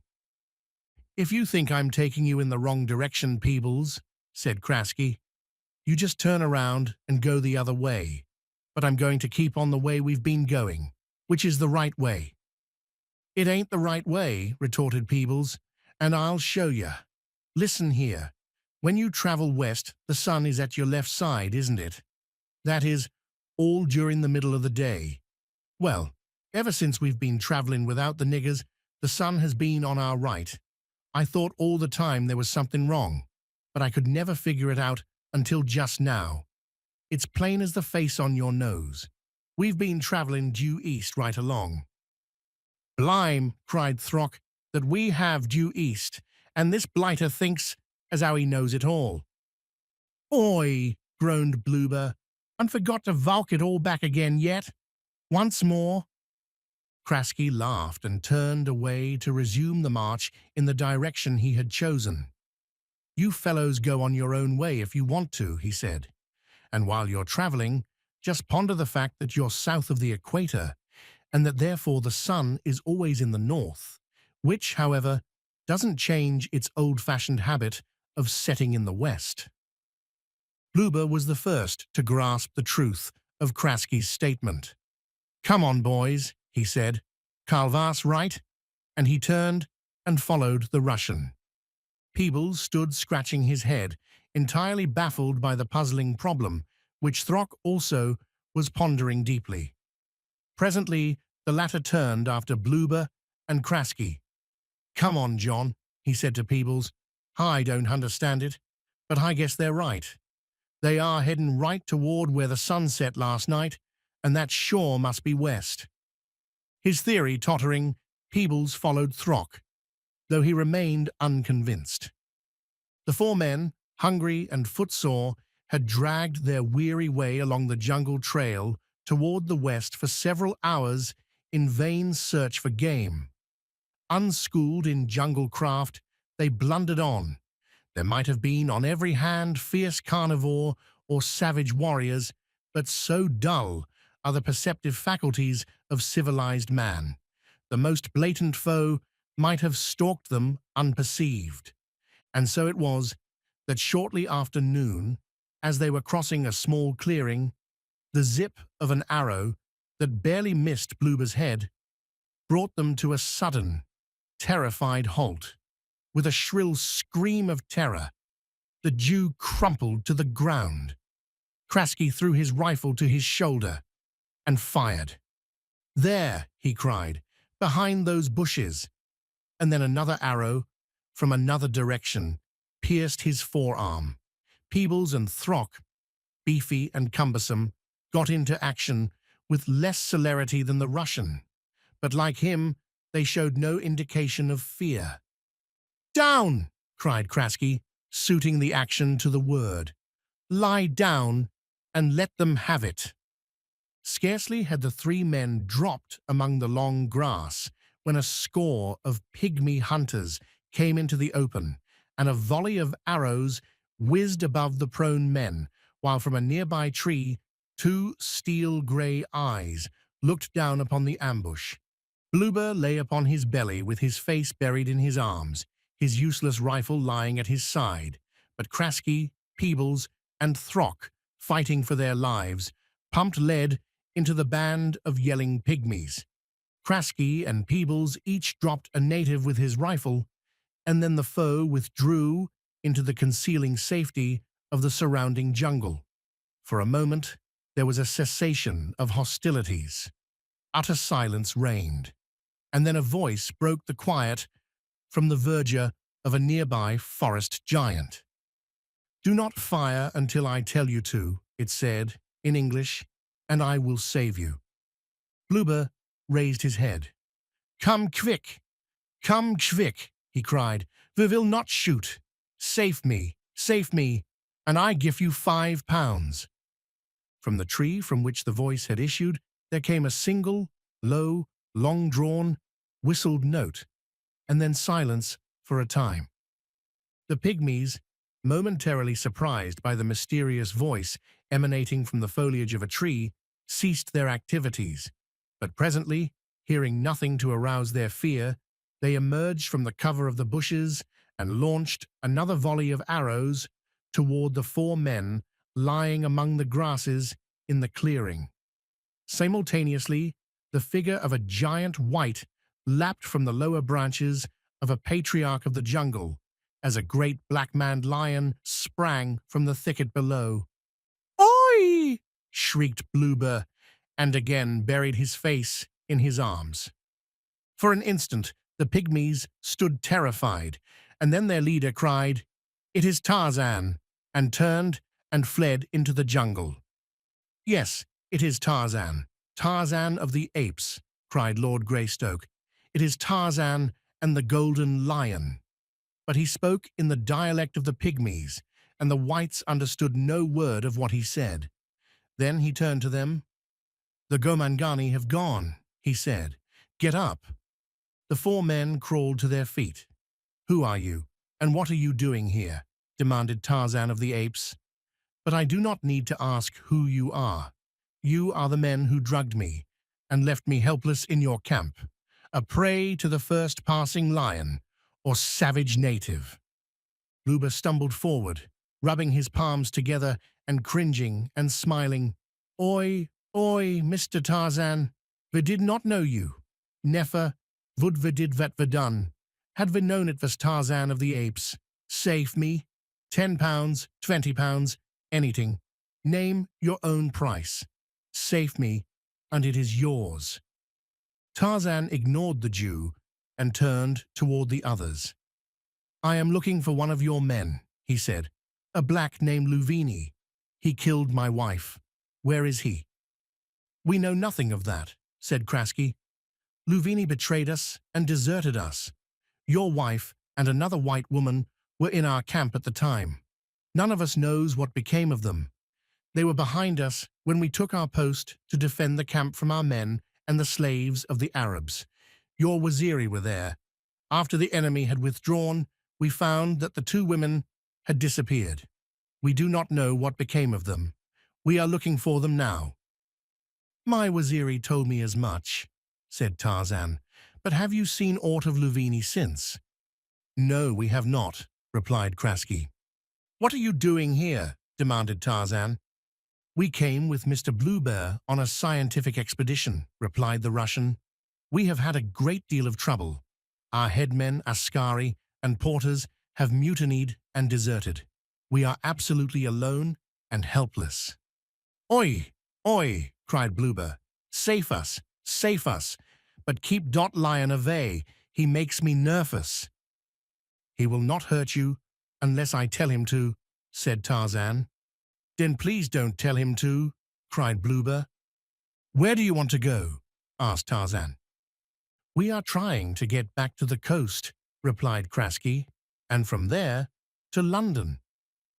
"Come with me," said Tarzan. "Possibly I can help you. You do not deserve it, but I cannot see white men perish here in the jungle." They followed him toward the west, and that night they made camp beside a small jungle stream. It was difficult for the four Londoners to accustom themselves to the presence of the great lion, and Bluebear was in a state of palpable terror. As they squatted around the fire after the evening meal, which Tarzan had provided, Krasky suggested that they set to and build some sort of a shelter against the wild beasts. "It will not be necessary," said Tarzan. "Jad-bal-ja will guard you. He will sleep here beside Tarzan of the Apes, and what one of us does not hear the other will." Bluebear sighed. "Mein Gott," he cried, "I should give £10 for one night's sleep." "You may have it tonight for less than that," replied Tarzan, "for nothing shall befall you while Jad-bal-ja and I are here." "Well, then I think I say good night," said the Jew, and moving a few paces away from the fire, he curled up and was soon asleep. Throck and Peebles followed suit, and shortly after Krasky too. As the Russian lay, half dozing, his eyes partially open, he saw the ape-man rise from the squatting position he had maintained before the fire and turn toward a nearby tree. As he did so, something fell from beneath his loin-cloth. A little sack made of hides, a little sack bulging with its contents. Krasky, thoroughly awakened now, watched it as the ape-man moved off a short distance, accompanied by Jad-bal-ja, and lay down to sleep. The great lion curled beside the prostrate man, and presently the Russian was assured that both slept. Immediately he commenced crawling, stealthily and slowly, toward the little package lying beside the fire. With each forward move that he made, he paused and looked at the recumbent figures of the two ferocious beasts before him, but both slept on peacefully. At last the Russian could reach out and grasp the sack, and drawing it toward him, he stuffed it quickly inside his shirt. Then he turned and crawled slowly and carefully back to his place beyond the fire. There, Lying with his head upon one arm, as though in profound slumber, he felt carefully of the sack with the fingers of his left hand. "They feel like pebbles," he muttered to himself, "and doubtless that is what they are, for the barbaric ornamentation of this savage barbarian who is a peer of England. It does not seem possible that this wild beast has sat in the House of Lords." Noiselessly, Krasky undid the knot which held the mouth of the sack closed, and a moment later he let a portion of the contents trickle forth into his open palm. "My God!" he cried. "Diamonds!" Greedily, he poured them all out and gloated over them. Great scintillating stones of the first water. 5 pounds of pure white diamonds, representing so fabulous a fortune that the very contemplation of it staggered the Russian. "My God!" he repeated, "the wealth of Croesus in my own hand." Quickly he gathered up the stones and replaced them in the sack, always with one eye upon Tarzan and Jad-bal-ja. But neither stirred, and presently he had returned them all to the pouch and slipped the package inside his shirt. "Tomorrow," he muttered, "tomorrow. Would to God that I had the nerve to attempt it tonight." In the middle of the following morning, Tarzan, with the 4 Londoners, approached a good-sized, stockaded village containing many huts. He was received not only graciously, but with the deference due an emperor. The whites were awed by the attitude of the black chief and his warriors as Tarzan was conducted into their presence. After the usual ceremony had been gone through, Tarzan turned and waved his hand toward the 4 Europeans. "These are my friends," he said to the black chief, "and they wish to reach the coast in safety. Send with them, then, sufficient warriors to feed and guard them during the journey. It is I, Tarzan of the Apes, who requests this favor." Tarzan of the Apes, the great chief, lord of the jungle, has but to command, replied the black. "Good," exclaimed Tarzan. "Feed them well and treat them well. I have other business to attend to, and may not remain." "Their bellies shall be filled, and they shall reach the coast unscathed," replied the chief. Without a word of farewell, without even a sign that he realized their existence, Tarzan of the Apes passed from the sight of the 4 Europeans, while at his heels paced Jad-bal-ja, the golden lion. Chapter 19. A Barbed Shaft Kills. Krasky spent a sleepless night. He could not help but realize that sooner or later Tarzan would discover the loss of his pouch of diamonds, and that he would return and demand an accounting of the 4 Londoners he had befriended. And so it was that as the first streak of dawn lighted the eastern horizon, the Russian arose from his pallet of dried grasses within the hut that had been assigned him and Bloober by the chief, and crept stealthily out into the village street. "God," he muttered to himself, "there is only one chance in 1,000 that I can reach the coast alone, but this—" and he pressed his hand over the bag of diamonds that lay within his shirt. "But this is worth every effort, even to the sacrifice of life, the fortune of 1,000 kings. My God, what could I not do with it in London, and Paris, and New York?" Stealthily, he slunk from the village, and presently the verdure of the jungle beyond closed about Karl Krasky, the Russian, as he disappeared forever from the lives of his companions. Bloober was the first to discover the absence of Krasky, for although there was no love between the two, they had been thrown together owing to the friendship of Peebles and Throck. "Have you seen Karl this morning?" he asked Peebles, as the 3 men gathered around the pot containing the unsavory stew that had been brought to them for their breakfast. "No," said Peebles. "He must be asleep yet." "He is not in the hut," replied Bloober. "He was not there when I woke up." He can take care of himself, growled Throck, resuming his breakfast. You'll likely find him with some of the ladies.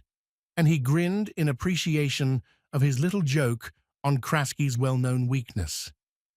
They had finished their breakfast and were attempting to communicate with some of the warriors in an effort to learn when the chief proposed that they should set forth for the coast, and still Krasky had not made an appearance.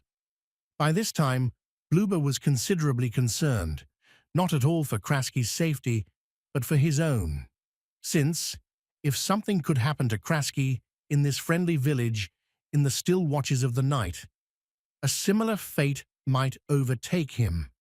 And when he made this suggestion to the others, it gave them food for thought, too, so that there were three rather apprehensive men who sought an audience with the chief.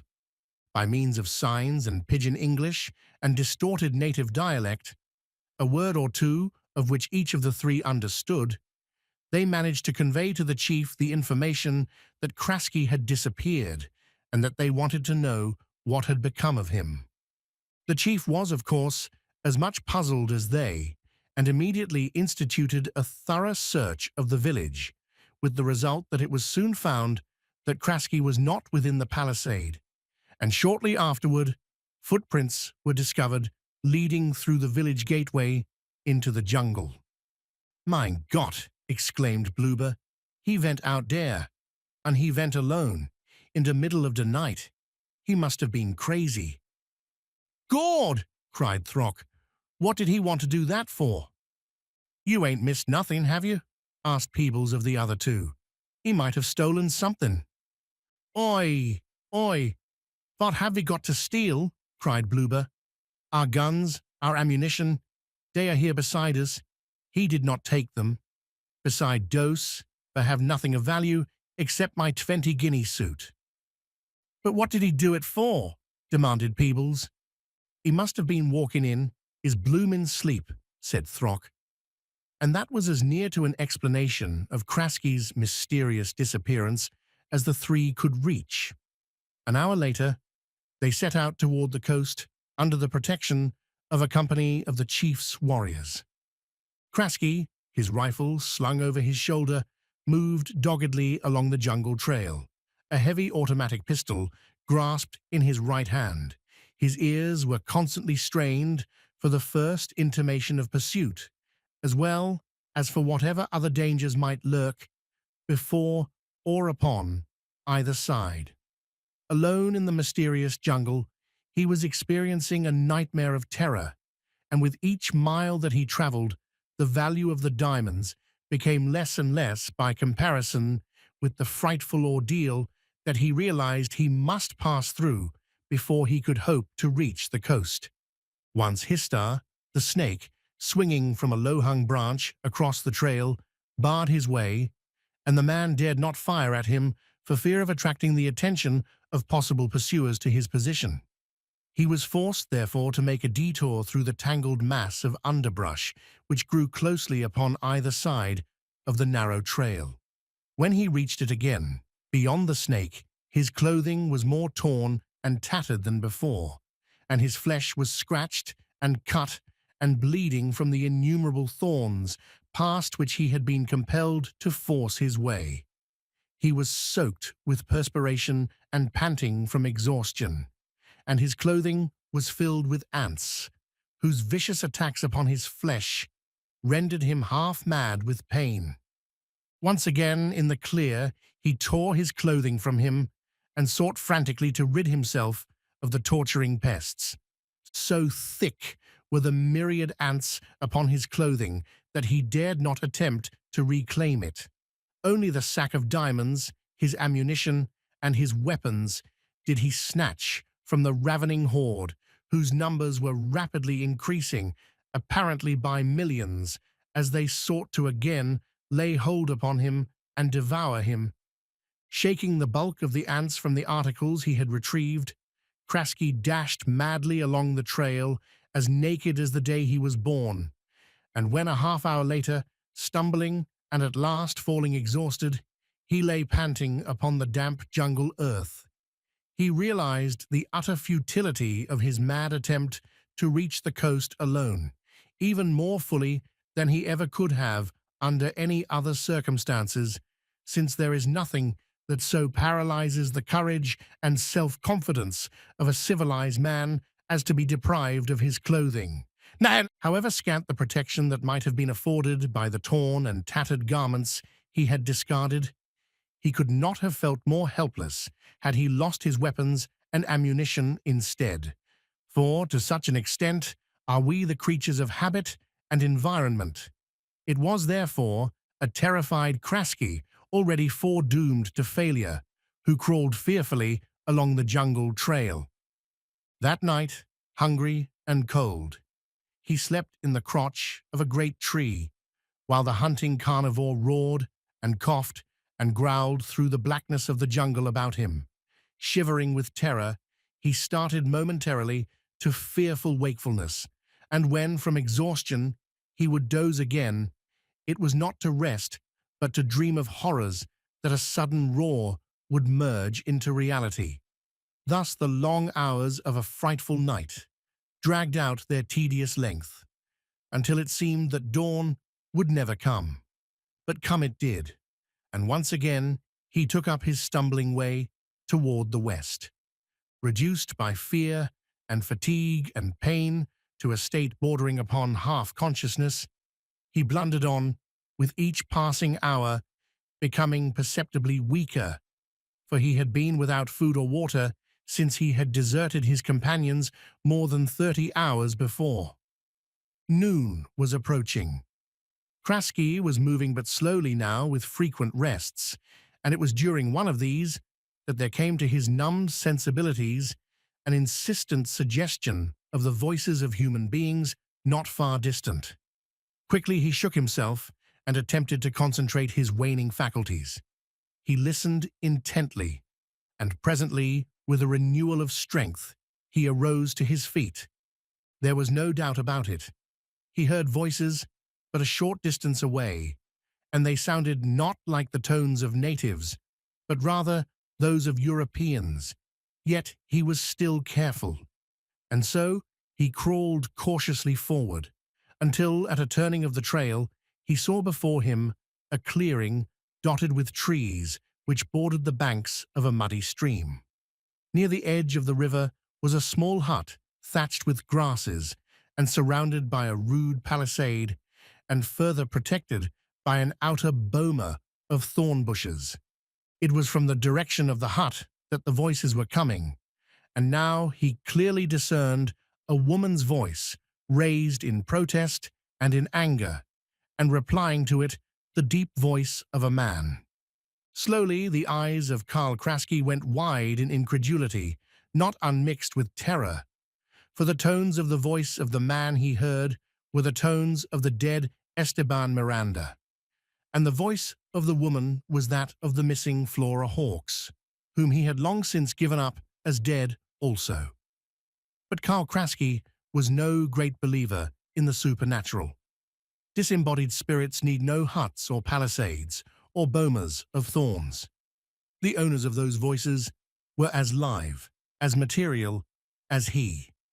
He started forward toward the hut, his hatred of Esteban and his jealousy almost forgotten in the relief he felt in the realization that he was to again have the companionship of creatures of his own kind.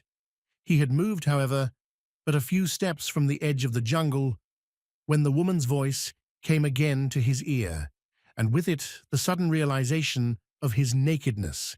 He paused in thought, looking about him, and presently he was busily engaged gathering the long, broad-leaved jungle grasses, from which he fabricated a rude but serviceable skirt, which he fastened about his waist with a twisted rope of the same material. Then, with a feeling of renewed confidence, he moved forward toward the hut, fearing that they might not recognize him at first, and taking him for an enemy, attack him. Krasky, before he reached the entrance to the palisade, called Esteban by name. Immediately the Spaniard came from the hut, followed by the girl. Had Krasky not heard his voice, and recognized him by it, he would have thought him Tarzan of the apes, so close was the remarkable resemblance. For a moment, the two stood looking at the strange apparition before them. "Don't you know me?" asked Krasky. "I am Carl Krasky. You know me, Flora." "Carl!" exclaimed the girl, and started to leap forward, but Esteban grasped her by the wrist and held her back. "What are you doing here, Krasky?" asked the Spaniard in a surly tone. "I am trying to make my way to the coast," replied the Russian. "I am nearly dead from starvation and exposure." "The way to the coast is there," said the Spaniard, and pointed down the trail toward the west. "Keep moving, Krasky. It is not healthy for you here." "You mean to say that you will send me on without food or water?" demanded the Russian. "There is water," said Esteban, pointing at the river, "and the jungle is full of food for one with sufficient courage and intelligence to gather it." "You cannot send him away," cried the girl. "I did not think it possible that even you could be so cruel." And then turning to the Russian, "Oh, Carl," she cried, "do not go. Save me from this beast."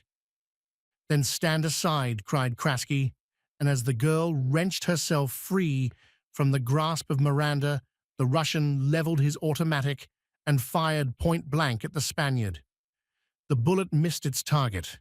The empty shell jammed in the breech, and as Krasky pulled the trigger again with no result, he glanced at his weapon, and discovering its uselessness, hurled it from him with an oath.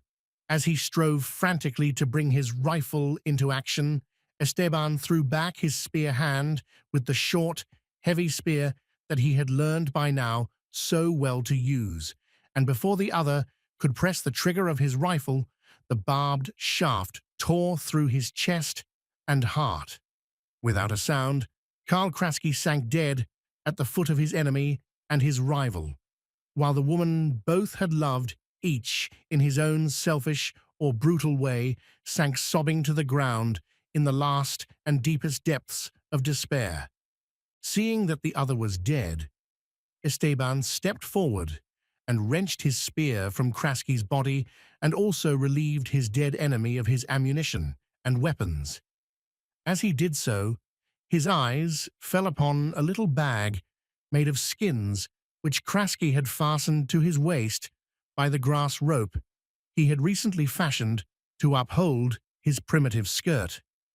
The Spaniard felt of the bag and tried to figure out the nature of its contents, coming to the conclusion that it was ammunition, but he did not examine it closely until he had carried the dead man's weapons into his hut, where he had also taken the girl, who crouched in a corner, sobbing.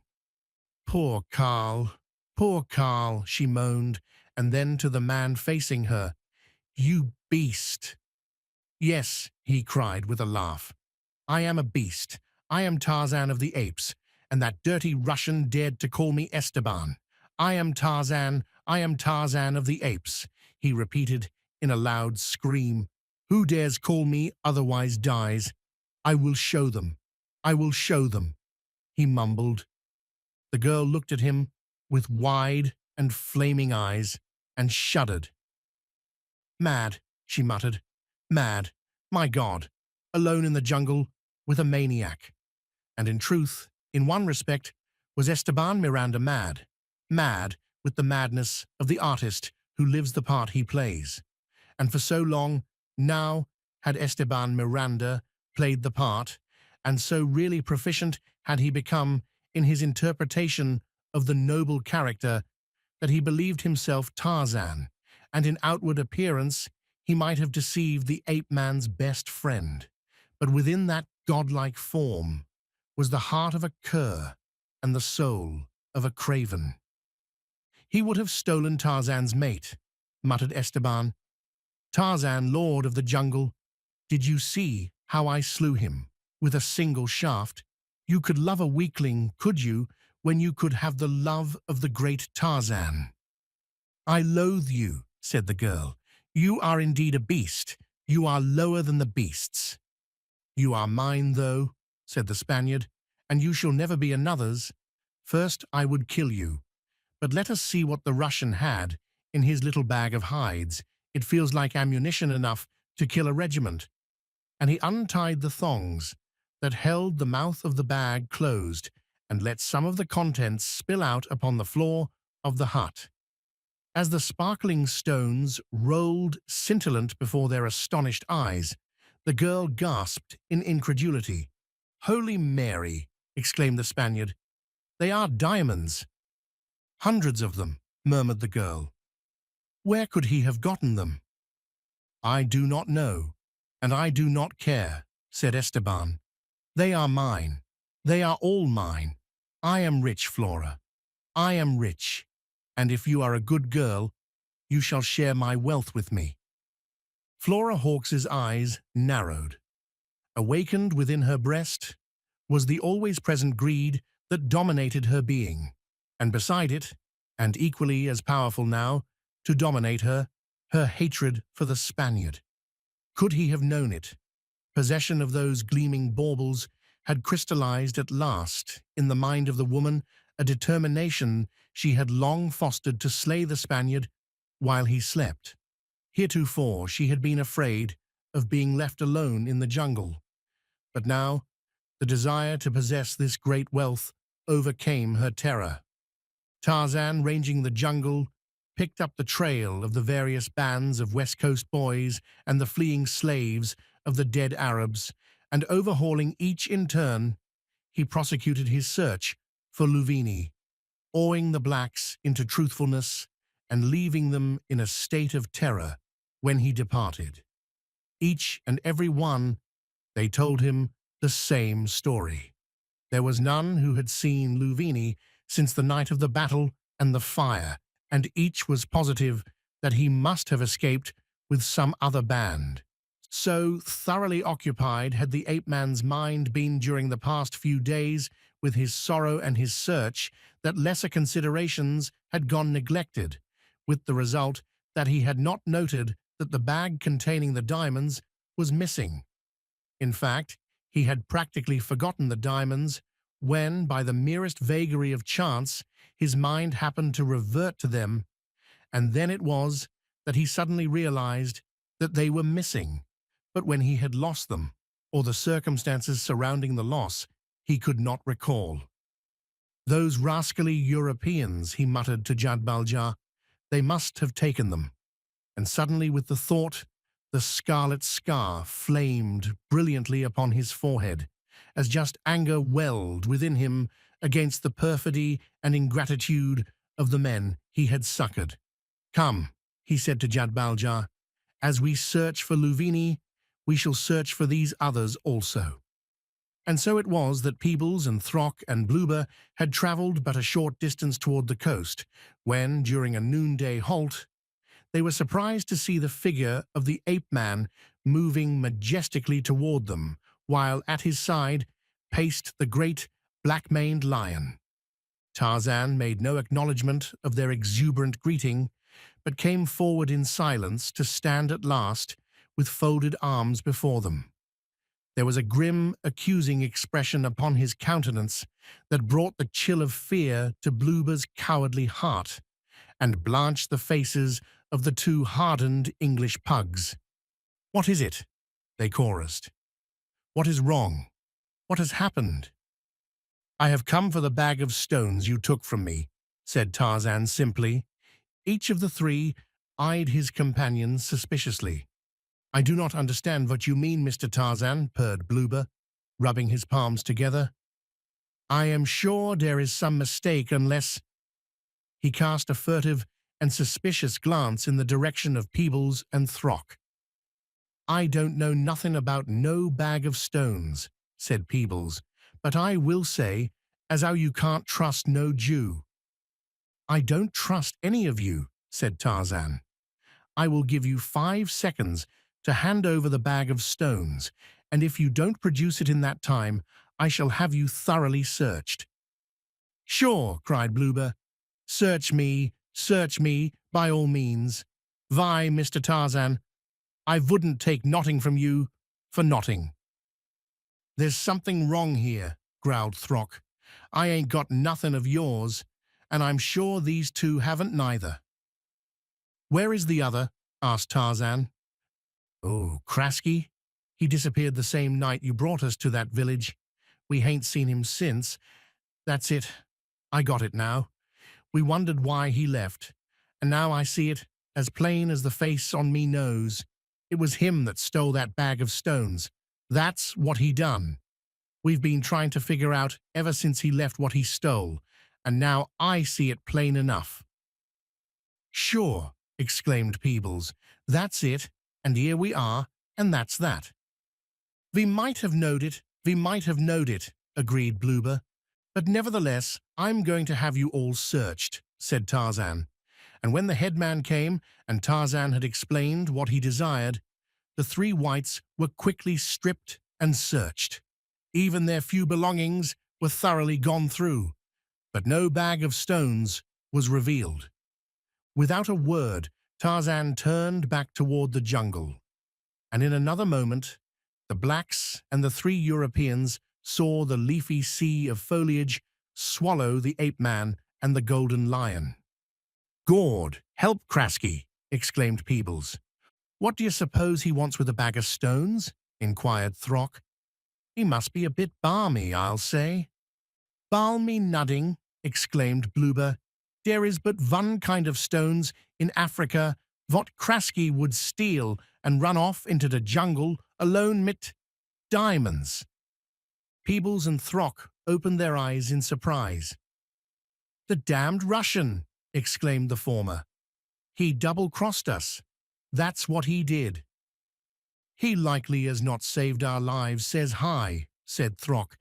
"If this ape fella had found Krasky and the diamonds with us, we'd have all suffered alike. You couldn't have made him believe we didn't have an in it, and Krasky wouldn't have done nothing to help us out." "I hopes he catches the beggar," exclaimed Peebles fervently. They were startled into silence a moment later by the sight of Tarzan returning to the camp, but he paid no attention to the whites, going instead directly to the headman, with whom he conferred for several minutes. Then, once more, he turned and left. Acting on information gained from the headman, Tarzan struck off through the jungle in the general direction of the village where he had left the four whites in charge of the chief, and from which Krasky had later escaped alone. He moved rapidly, leaving Jad-bal-ja to follow behind, covering the distance to the village in a comparatively short time, since he moved almost in an airline through the trees, where there was no matted undergrowth to impede his progress. Outside the village gate, he took up Krasky's spoor, now almost obliterated, it is true, but still legible to the keen perceptive faculties of the ape-man. This he followed swiftly, since Krasky had clung tenaciously to the open trail that wound in a general westward direction. The sun had dropped almost to the western treetops, when Tarzan came suddenly upon a clearing beside a sluggish stream, near the banks of which stood a small, rude hut, surrounded by a palisade and a thorn boma. The ape-man paused and listened, sniffing the air with his sensitive nostrils, and then, on noiseless feet, he crossed the clearing toward the hut. In the grass outside the palisade lay the dead body of a white man, and a single glance told the ape-man that it was the fugitive whom he sought. Instantly, he realized the futility of searching the corpse for the bag of diamonds, since it was a foregone conclusion that they were now in the possession of whoever had slain the Russian. A perfunctory examination revealed the fact that he was right insofar as the absence of the diamonds was concerned. Both inside the hut and outside the palisade were indications of the recent presence of a man and woman, the spoor of the former tallying with that of the creature who had killed Gobu, the great ape, and hunted Bara, the deer, upon the preserves of the ape-man. But the woman, who was she? It was evident that she had been walking upon sore, tired feet, and that in lieu of shoes, she wore bandages of cloth. Tarzan followed the spoor of the man and the woman where it led from the hut into the jungle.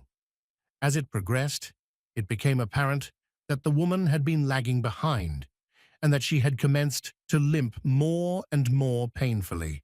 Her progress was very slow, and Tarzan could see that the man had not waited for her, but that he had been, in some places, a considerable distance ahead of her. And so it was that Esteban had forged far ahead of Flora Hawkes, whose bruised and bleeding feet would scarce support her. "Wait for me, Esteban," she had pleaded. "Do not desert me. Do not leave me alone here in this terrible jungle." "Then keep up with me," growled the Spaniard. "Do you think that with this fortune in my possession, I am going to wait here forever, in the middle of the jungle, for someone to come and take it away from me? No, I'm going on to the coast as fast as I can. If you can keep up, well and good. If you cannot, that is your own lookout." "But you could not desert me. Even you, Esteban, could not be such a beast after all that you have forced me to do for you." The Spaniard laughed. "You are nothing more to me," he said, "than an old glove. With this," and he held the sack of diamonds before him, "I can purchase the finest gloves in the capitals of the world, new gloves." And he laughed grimly at his little joke. "Esteban, Esteban," she cried, come back, come back. I can go no farther. Do not leave me. Please come back and save me." But he only laughed at her, and as a turn of the trail shut him from her sight, she sank helpless and exhausted to the ground. Chapter 20. The Dead Return. That night, Esteban made his lonely camp beside a jungle trail that wound through the dry wash of an old riverbed, along which a tiny rivulet still trickled, affording the Spaniard the water which he craved. The obsession which possessed him, that he was in truth Tarzan of the Apes, imparted to him a false courage, so that he could camp alone upon the ground without recourse to artificial protection of any kind. And fortune had favored him in this respect, in that it had sent no prowling beasts of prey to find him upon those occasions that he had dared too much. During the period that Flora Hawkes had been with him, he had built shelters for her, but now that he had deserted her and was again alone, he could not, in the role that he had assumed, consider so effeminate an act as the building of even a thorn boma for protection during the darkness of the night. He did, however, build a fire, for he had made a kill and had not yet reached a point of primitive savagery which permitted him even to imagine that he enjoyed raw meat. Having devoured what meat he wanted and filled himself at the little rivulet, Esteban came back and squatted before his fire, where he drew the pouch of diamonds from his loin cloth, and opening it, spilled a handful of the precious gems into his palm. The flickering firelight playing upon them sent scintillant gleams shooting into the dark of the surrounding jungle night, as the Spaniard let a tiny stream of the sparkling stones trickle from one hand to the other, and in the pretty play of light, the Spaniard saw visions of the future, power, luxury, beautiful women, all that great wealth might purchase for a man. With half-closed eyes, he dreamed of the ideal that he should search the world over to obtain. The dream woman for whom he had always searched. The dream woman he had never found. The fit companion for such as Esteban Miranda imagined himself to be. Presently, through the dark lashes that veiled his narrowed lids, the Spaniard seemed to see before him, in the flickering light of his campfire, a vague materialization of the figure of his dream. A woman's figure, clothed in flowing diaphanous white, which appeared to hover just above him at the outer rim of his firelight, at the summit of the ancient riverbank. It was strange how the vision persisted. Esteban closed his eyes tightly, and then opened them ever so little, and there, as it had been before he closed them, the vision remained. And then he opened his eyes wide, and still the figure of the woman in white floated above him. Esteban Miranda went suddenly pale. "Mother of God," he cried, "it is Flora. She is dead, and has come back to haunt me."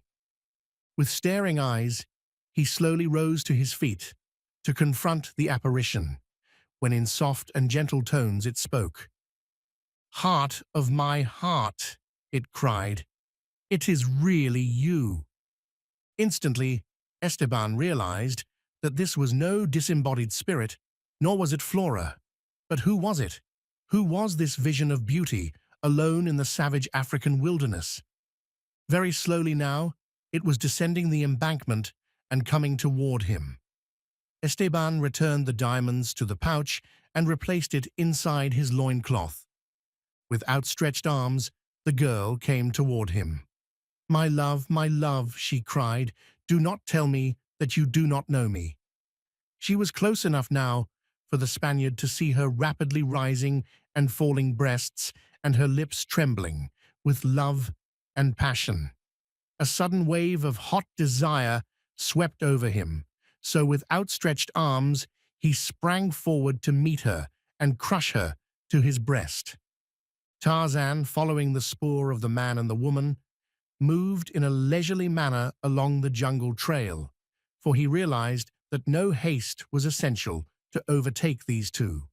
Nor was he at all surprised when he came suddenly upon the huddled figure of a woman, lying in the center of the pathway. He knelt beside her and laid a hand upon her shoulder, eliciting a startled scream. "God!" she cried. "This is the end." "You are in no danger," said the ape-man. "I will not harm you." She turned her eyes and looked up at him. At first, she thought he was Esteban. "You have come back to save me, Esteban?" she asked. "Esteban!" he exclaimed. "I am not Esteban, that is not my name." And then she recognized him. "Lord Greystoke," she cried. "It is really you." "Yes," he said. "And who are you?" "I am Flora Hawkes. I was Lady Greystoke's maid." "I remember you," he said. "What are you doing here?" "I am afraid to tell you," she said. "I am afraid of your anger." "Tell me," he commanded. "You should know, Flora, that I do not harm women." "We came to get gold from the vaults of Opar," she said, "but that you know." "I know nothing of it," he replied. "Do you mean that you were with those Europeans who drugged me and left me in their camp?" "Yes," she said. "We got the gold, but you came with your waziri and took it from us." "I came with no waziri and took nothing from you," said Tarzan. "I do not understand you." She raised her eyebrows in surprise, for she knew that Tarzan of the Apes did not lie. "We became separated," she said, "after our men turned against us. Esteban stole me from the others, and then, after a while, Krasky found us. He was the Russian. He came with a bag full of diamonds, and then Esteban killed him and took the diamonds." It was now Tarzan's turn to experience surprise. "And Esteban is the man who is with you?" he asked. "Yes," she said, "but he has deserted me. I could not walk farther on my sore feet. He has gone and left me here to die, and he has taken the diamonds with him." "We shall find him," said the ape-man. "Come." "But I cannot walk," said the girl. "That is a small matter," he said, and stooping lifted her to his shoulder. Easily the ape-man bore the exhausted girl along the trail. "It is not far to water," he said, "and water is what you need. It will help to revive you and give you strength, and perhaps I shall be able to find food for you soon." "Why are you so good to me?" asked the girl. You are a woman. I could not leave you alone in the jungle to die, no matter what you may have done," replied the ape-man, and Flora Hawkes could only sob a broken plea for forgiveness for the wrong she had done him. It grew quite dark, but still they moved along the silent trail, until presently Tarzan caught, in the distance, the reflection of firelight. "I think we shall soon find your friend," he whispered. "Make no noise." A moment later, his keen ears caught the sound of voices. He halted and lowered the girl to her feet. "If you cannot follow," he said, "wait here. I do not wish him to escape. I will return for you. If you can follow on slowly, do so." And then he left her and made his way cautiously forward toward the light and the voices.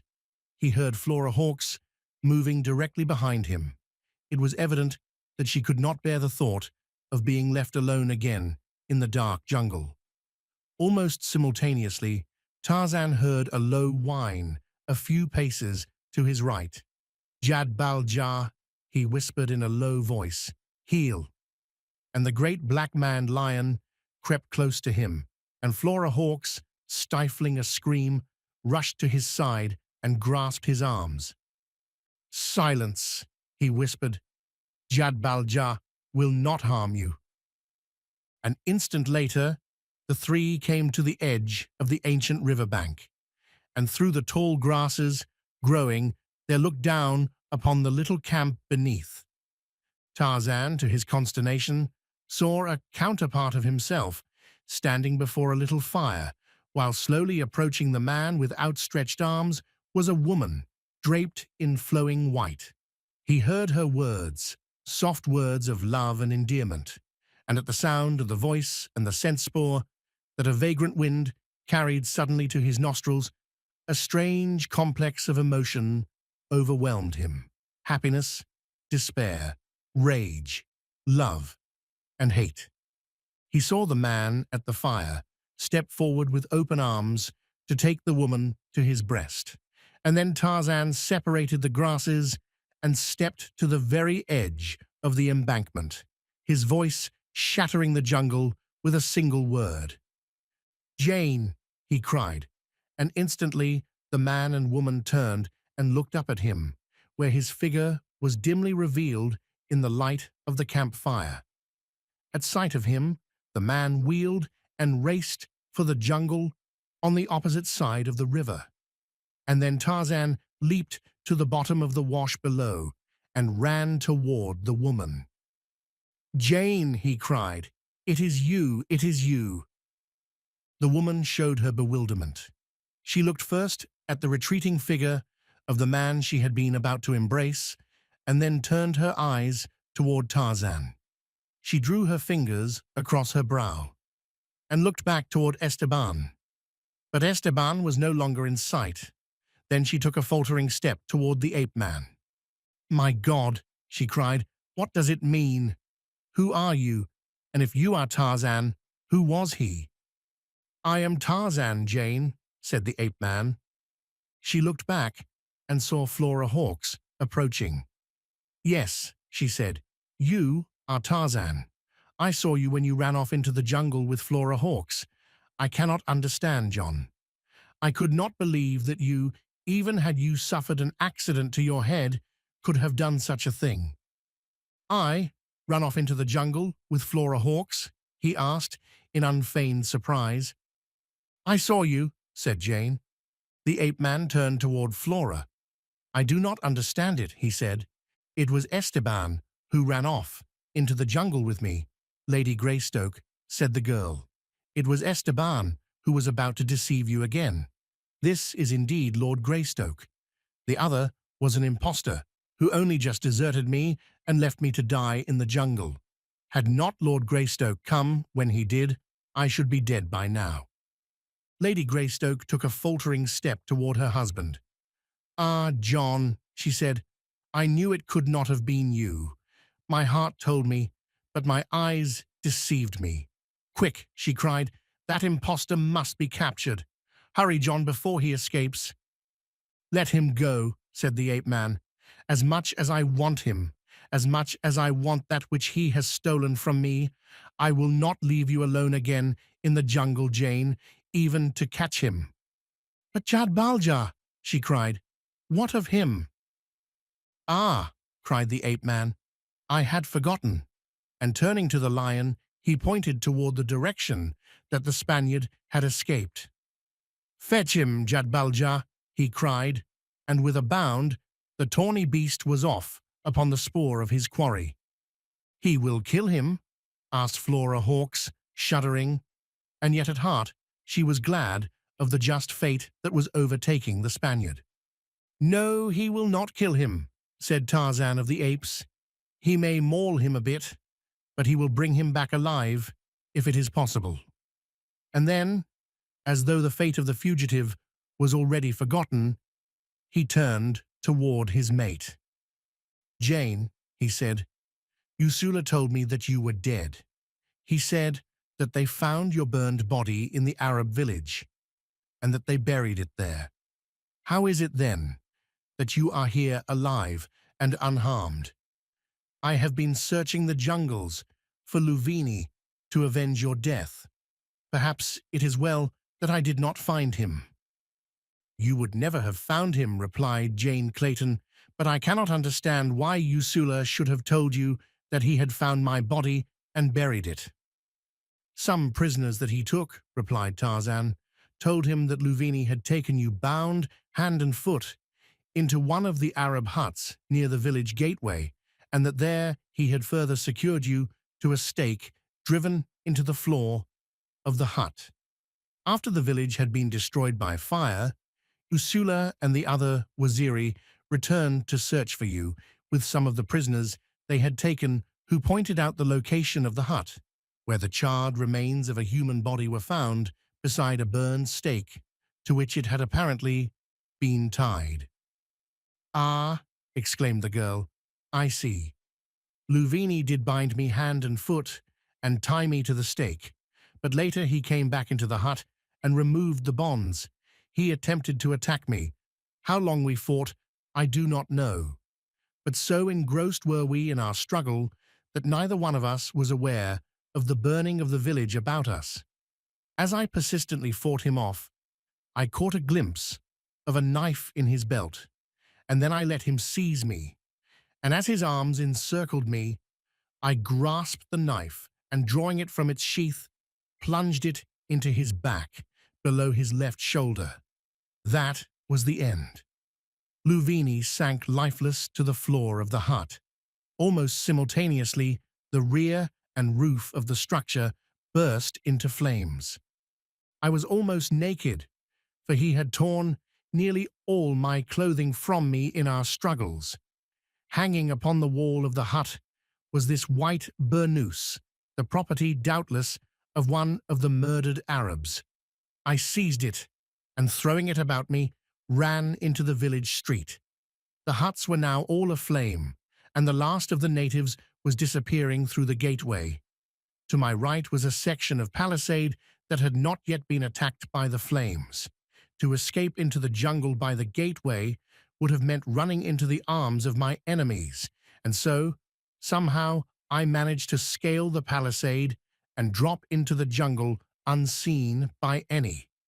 I have had considerable difficulty eluding the various bands of blacks who escaped the village.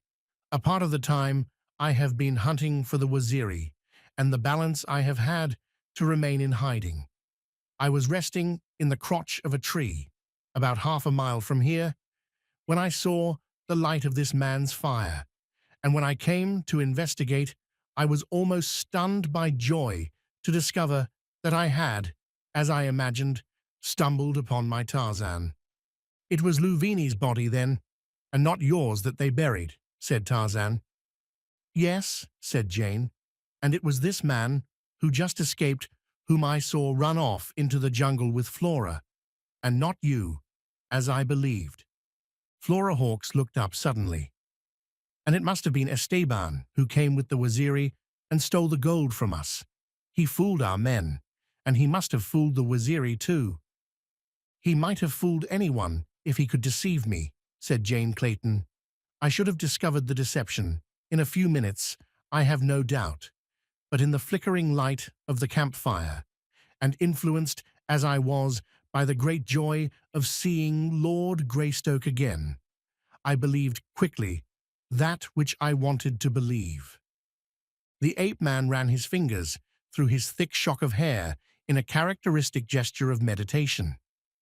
I cannot understand how he fooled Ursula in broad daylight, he said with a shake of his head. I can, said Jane. He told him that he had suffered an injury to his head, which had caused him to lose his memory partially, an explanation which accounted for many lapses in the man's interpretation of your personality. He was a clever devil, commented the ape-man. He was a devil, all right, said Flora. It was more than an hour later that the grasses at the river bank suddenly parted, and Jad-bal-ja emerged silently into their presence. Grasped in his jaws was a torn and bloody leopard skin, which he brought and laid at the feet of his master. The ape-man picked the thing up and examined it, and then he scowled. I believe Jad-bal-ja killed him after all, he said. He probably resisted, said Jane Clayton, in which event Jad-bal-ja could do nothing else in self-defense but slay him. Do you suppose he ate him? Cried Flora Hawkes, drawing fearfully away from the beast. No, said Tarzan. He has not had time. In the morning, we will follow the spoor and find his body. I should like to have the diamonds again. And then he told Jane the strange story connected with his acquisition of the great wealth represented by the little bag of stones. The following morning, they set out in search of Esteban's corpse.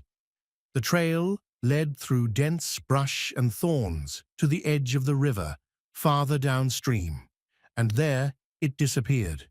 And though the ape-man searched both sides of the river for a couple of miles above and below the point at which he had lost the spoor, he found no further sign of the Spaniard.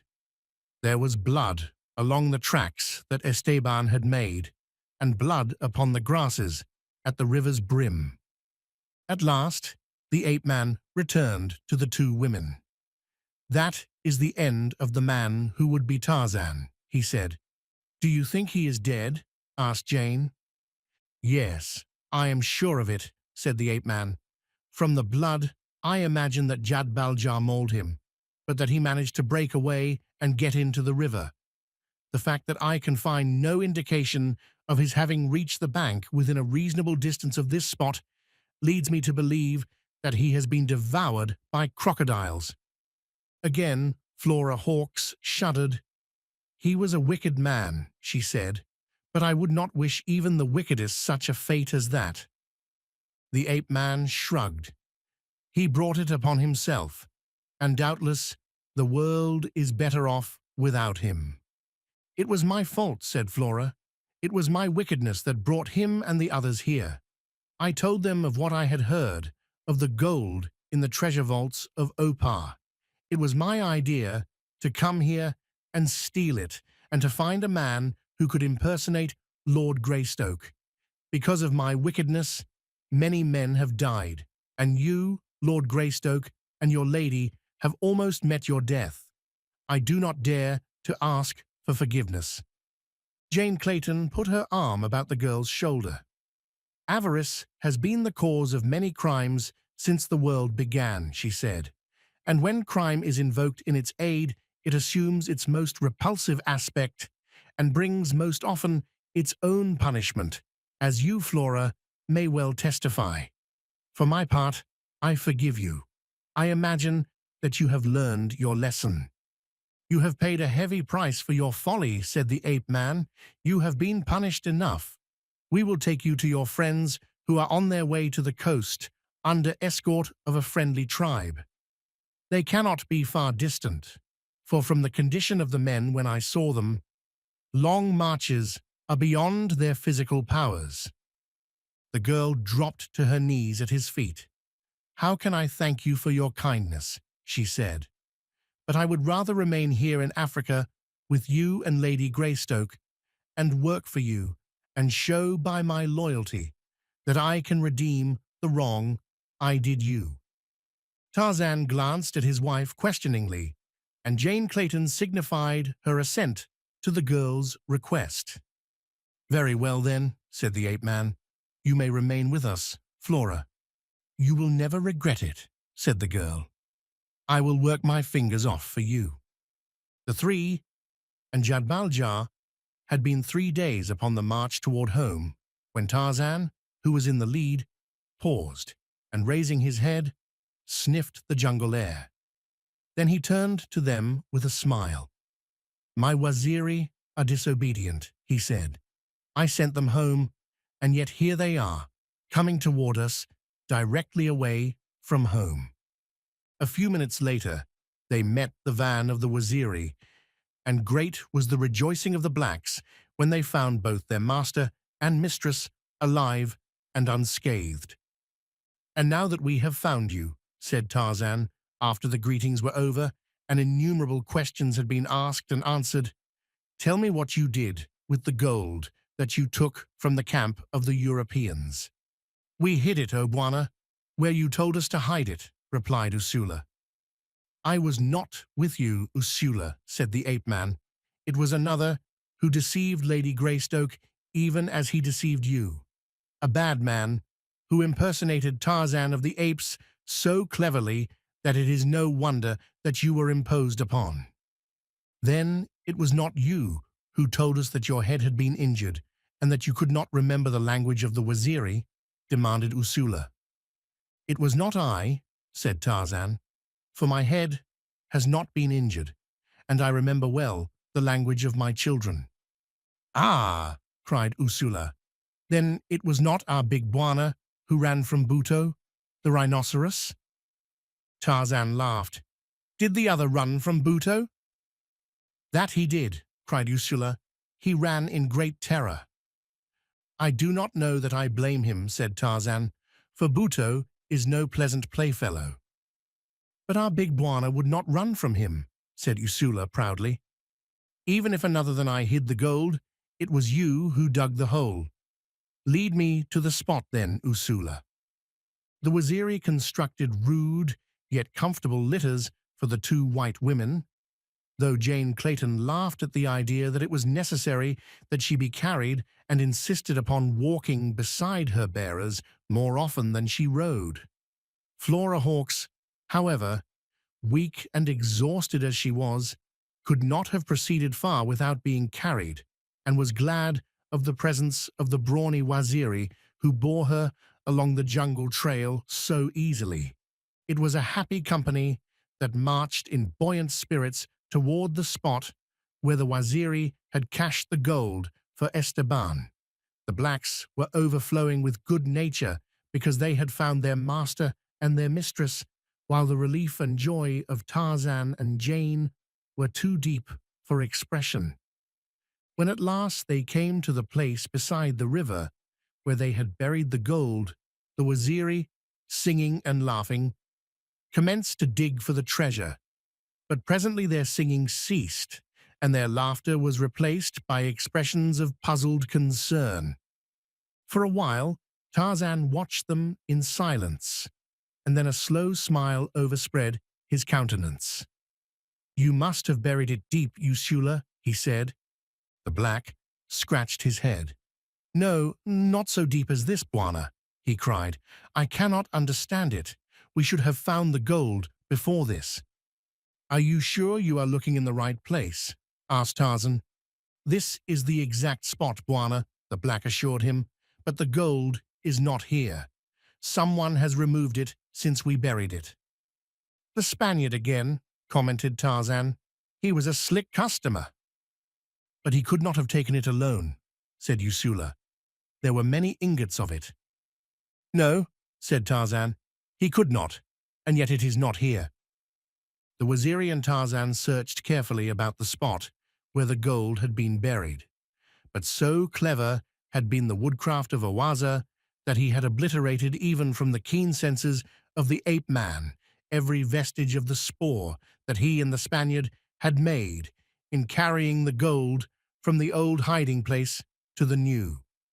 "It is gone," said the ape-man, "but I shall see that it does not get out of Africa." And he dispatched runners in various directions to notify the chiefs of the friendly tribes surrounding his domain to watch carefully every safari crossing their territory, and to let none pass who carried gold. "That will stop them," he said, after the runners had departed.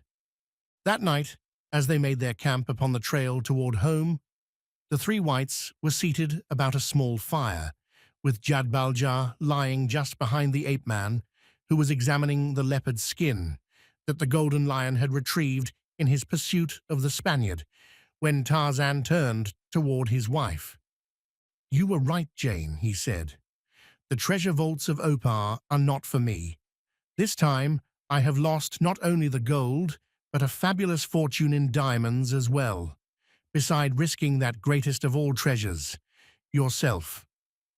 "Let the gold and the diamonds go, John," she said. "We have one another, and Korak." "And a bloody leopard skin," he supplemented, "with a mystery map painted upon it in blood." Jad-bal-ja sniffed the hide and licked his chops in anticipation or retrospection. Which? Chapter 21. An Escape and a Capture. At sight of the true Tarzan, Esteban Miranda turned and fled blindly into the jungle.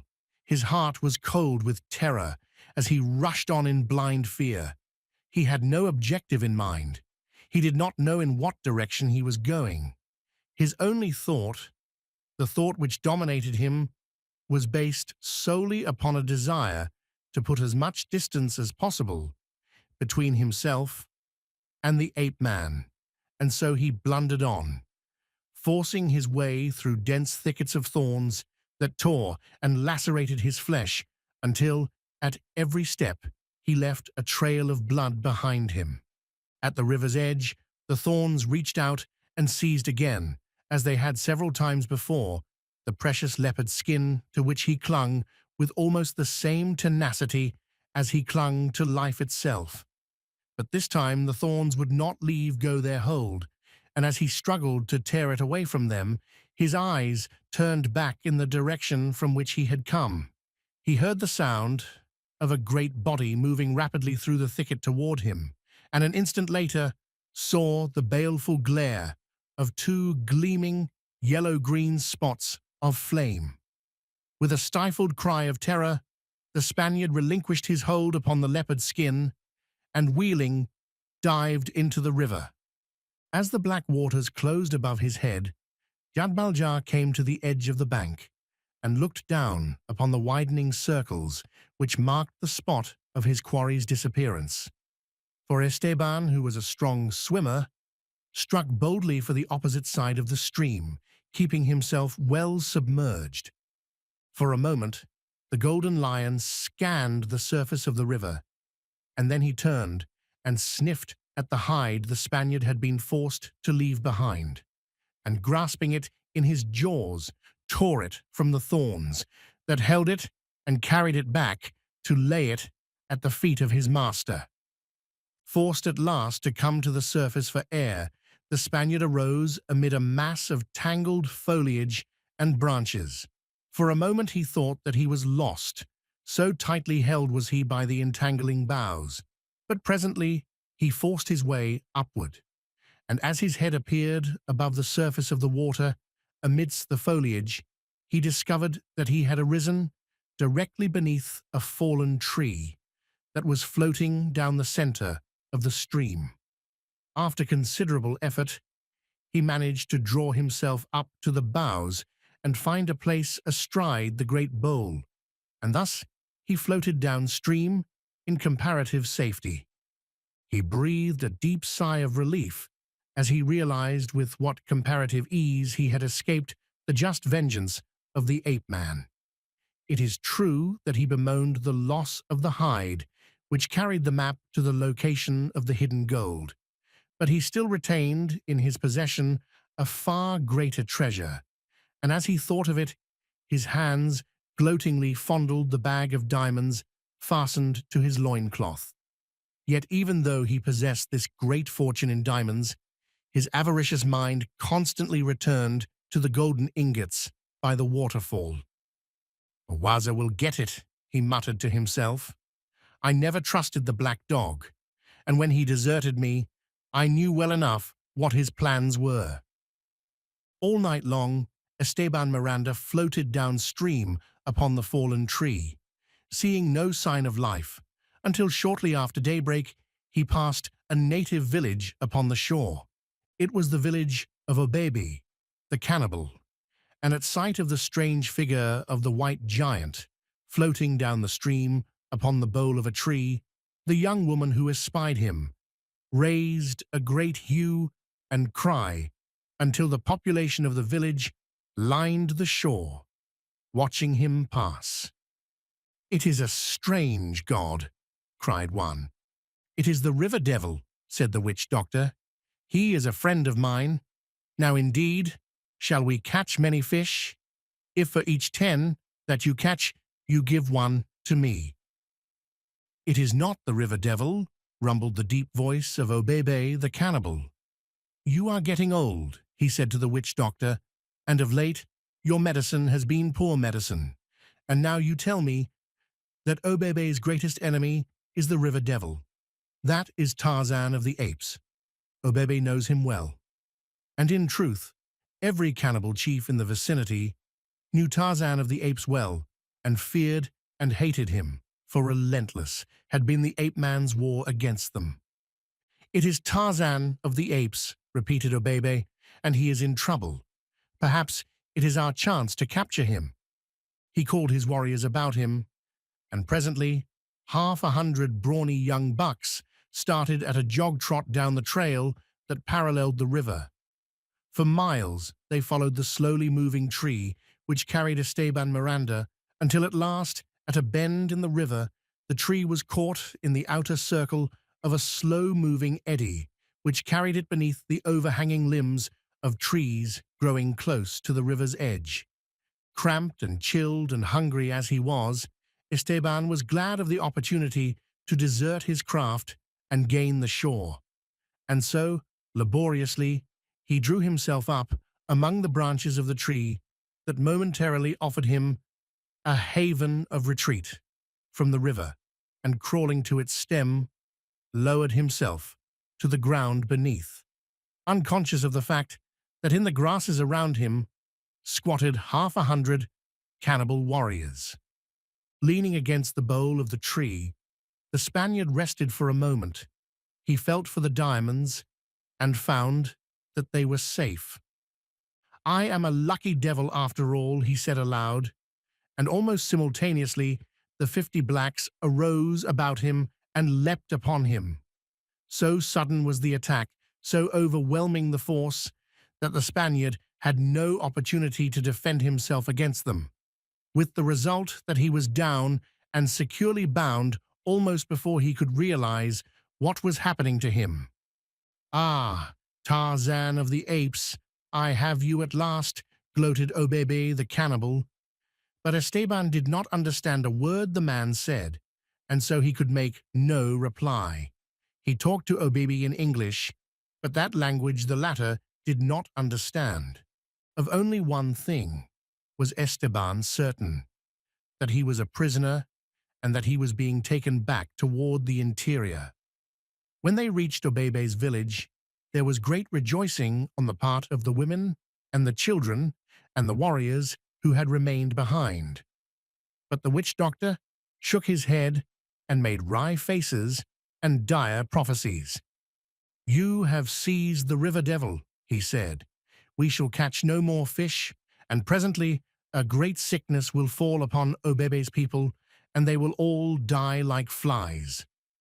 But Obebe only laughed at the witch doctor, for being an old man and a great king, he had accumulated much wisdom, and with the acquisition of wisdom, man is more inclined to be skeptical in matters of religion.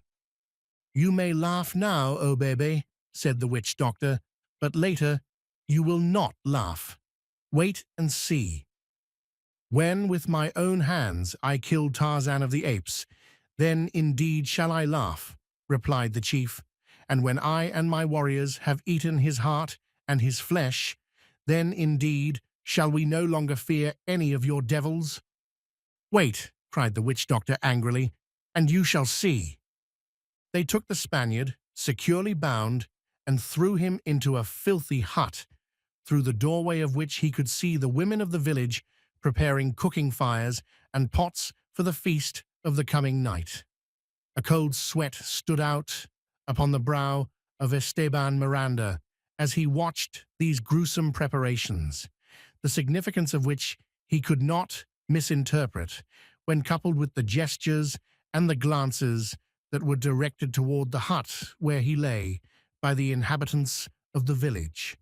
The afternoon was almost spent, and the Spaniard felt that he could count the hours of life remaining to him upon possibly 2 fingers of one hand, when there came from the direction of the river a series of piercing screams which shattered the quiet of the jungle and brought the inhabitants of the village to startled attention, and an instant later sent them in a mad rush in the direction of the fear-laden shrieks.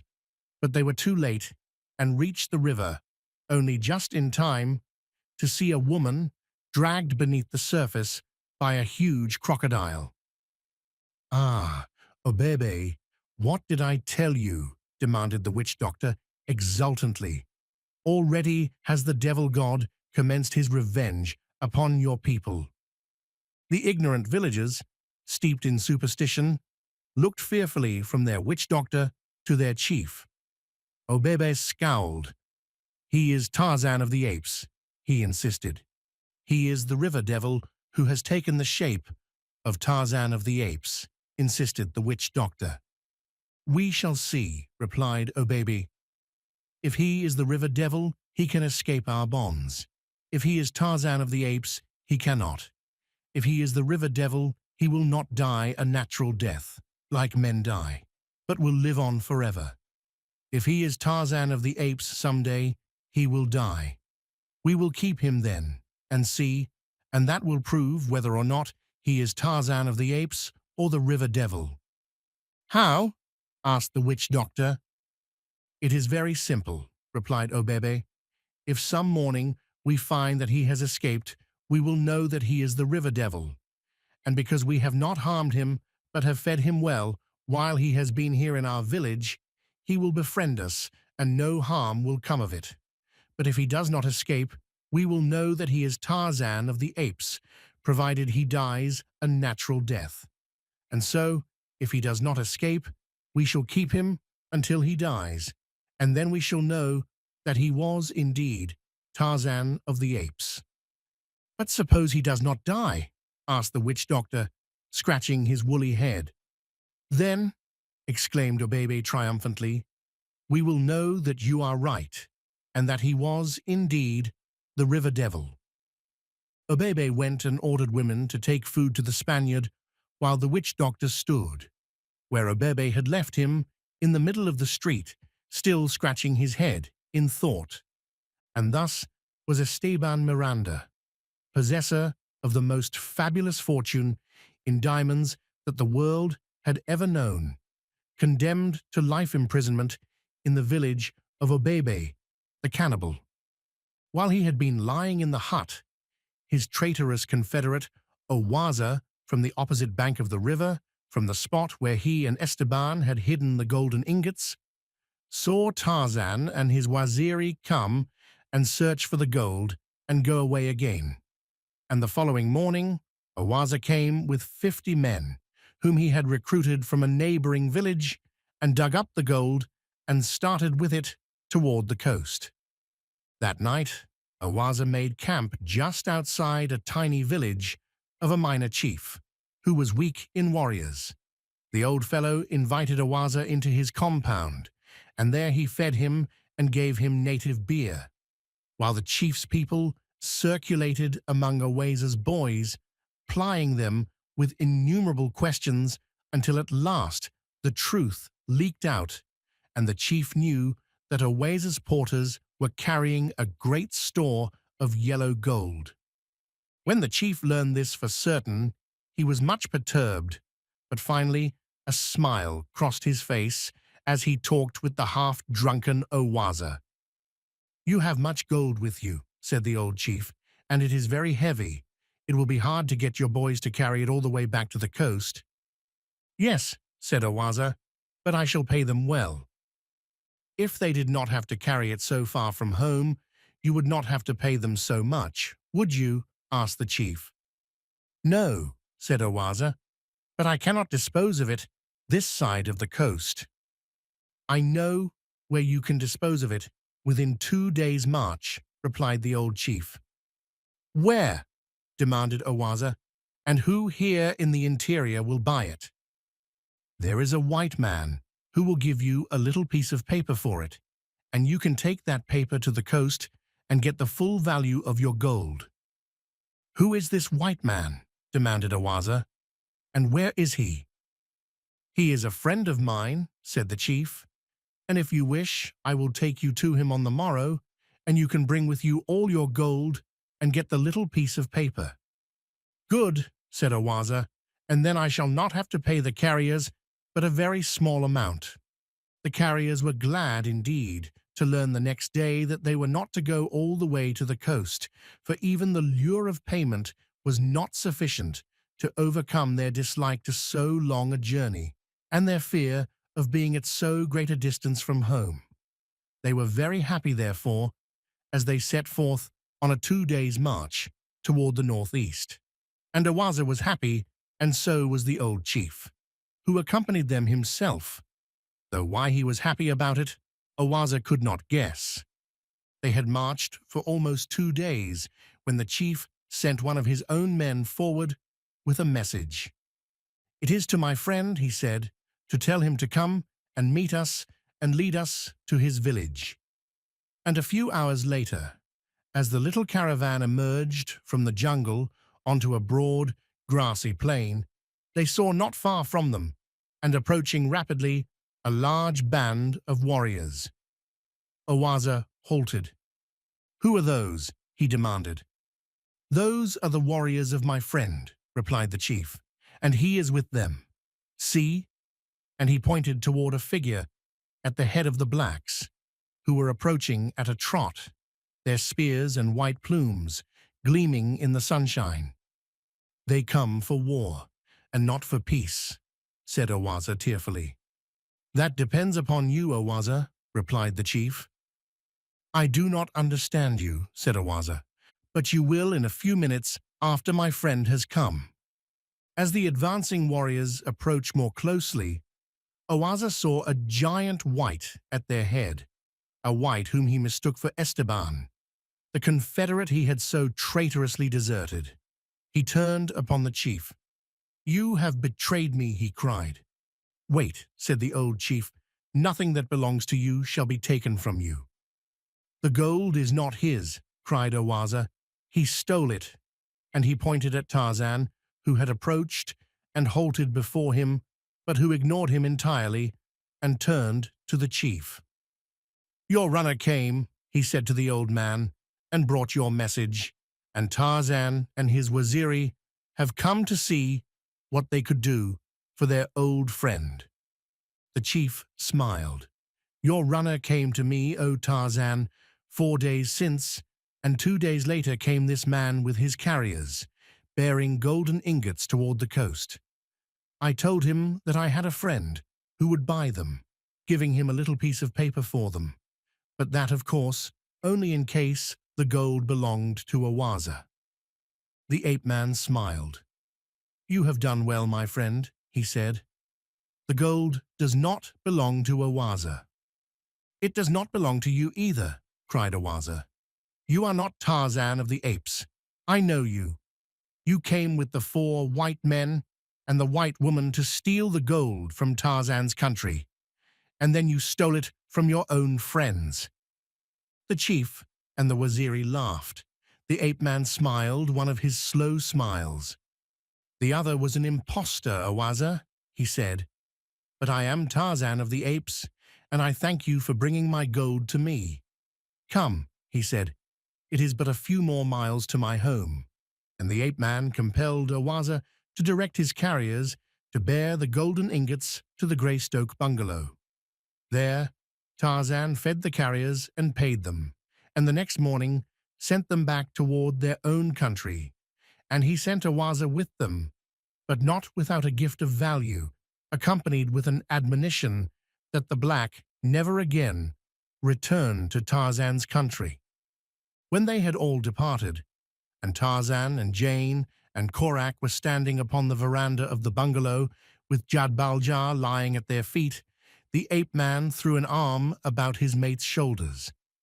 "I shall have to retract what I said about the gold of Opar not being for me, for you see before you a new fortune that has come all the way from the treasure vaults of Opar without any effort on my part."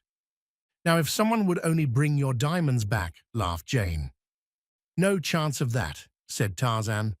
"They are unquestionably at the bottom of the Ugogo River, and far away upon the banks of the Ugogo, in the village of Obebe, the cannibal, Esteban Miranda lay in the filth of the hut that had been assigned to him, gloating over the fortune that he could never utilize as he entered upon a life of captivity that the stubbornness and superstition of Obebe had doomed him to undergo.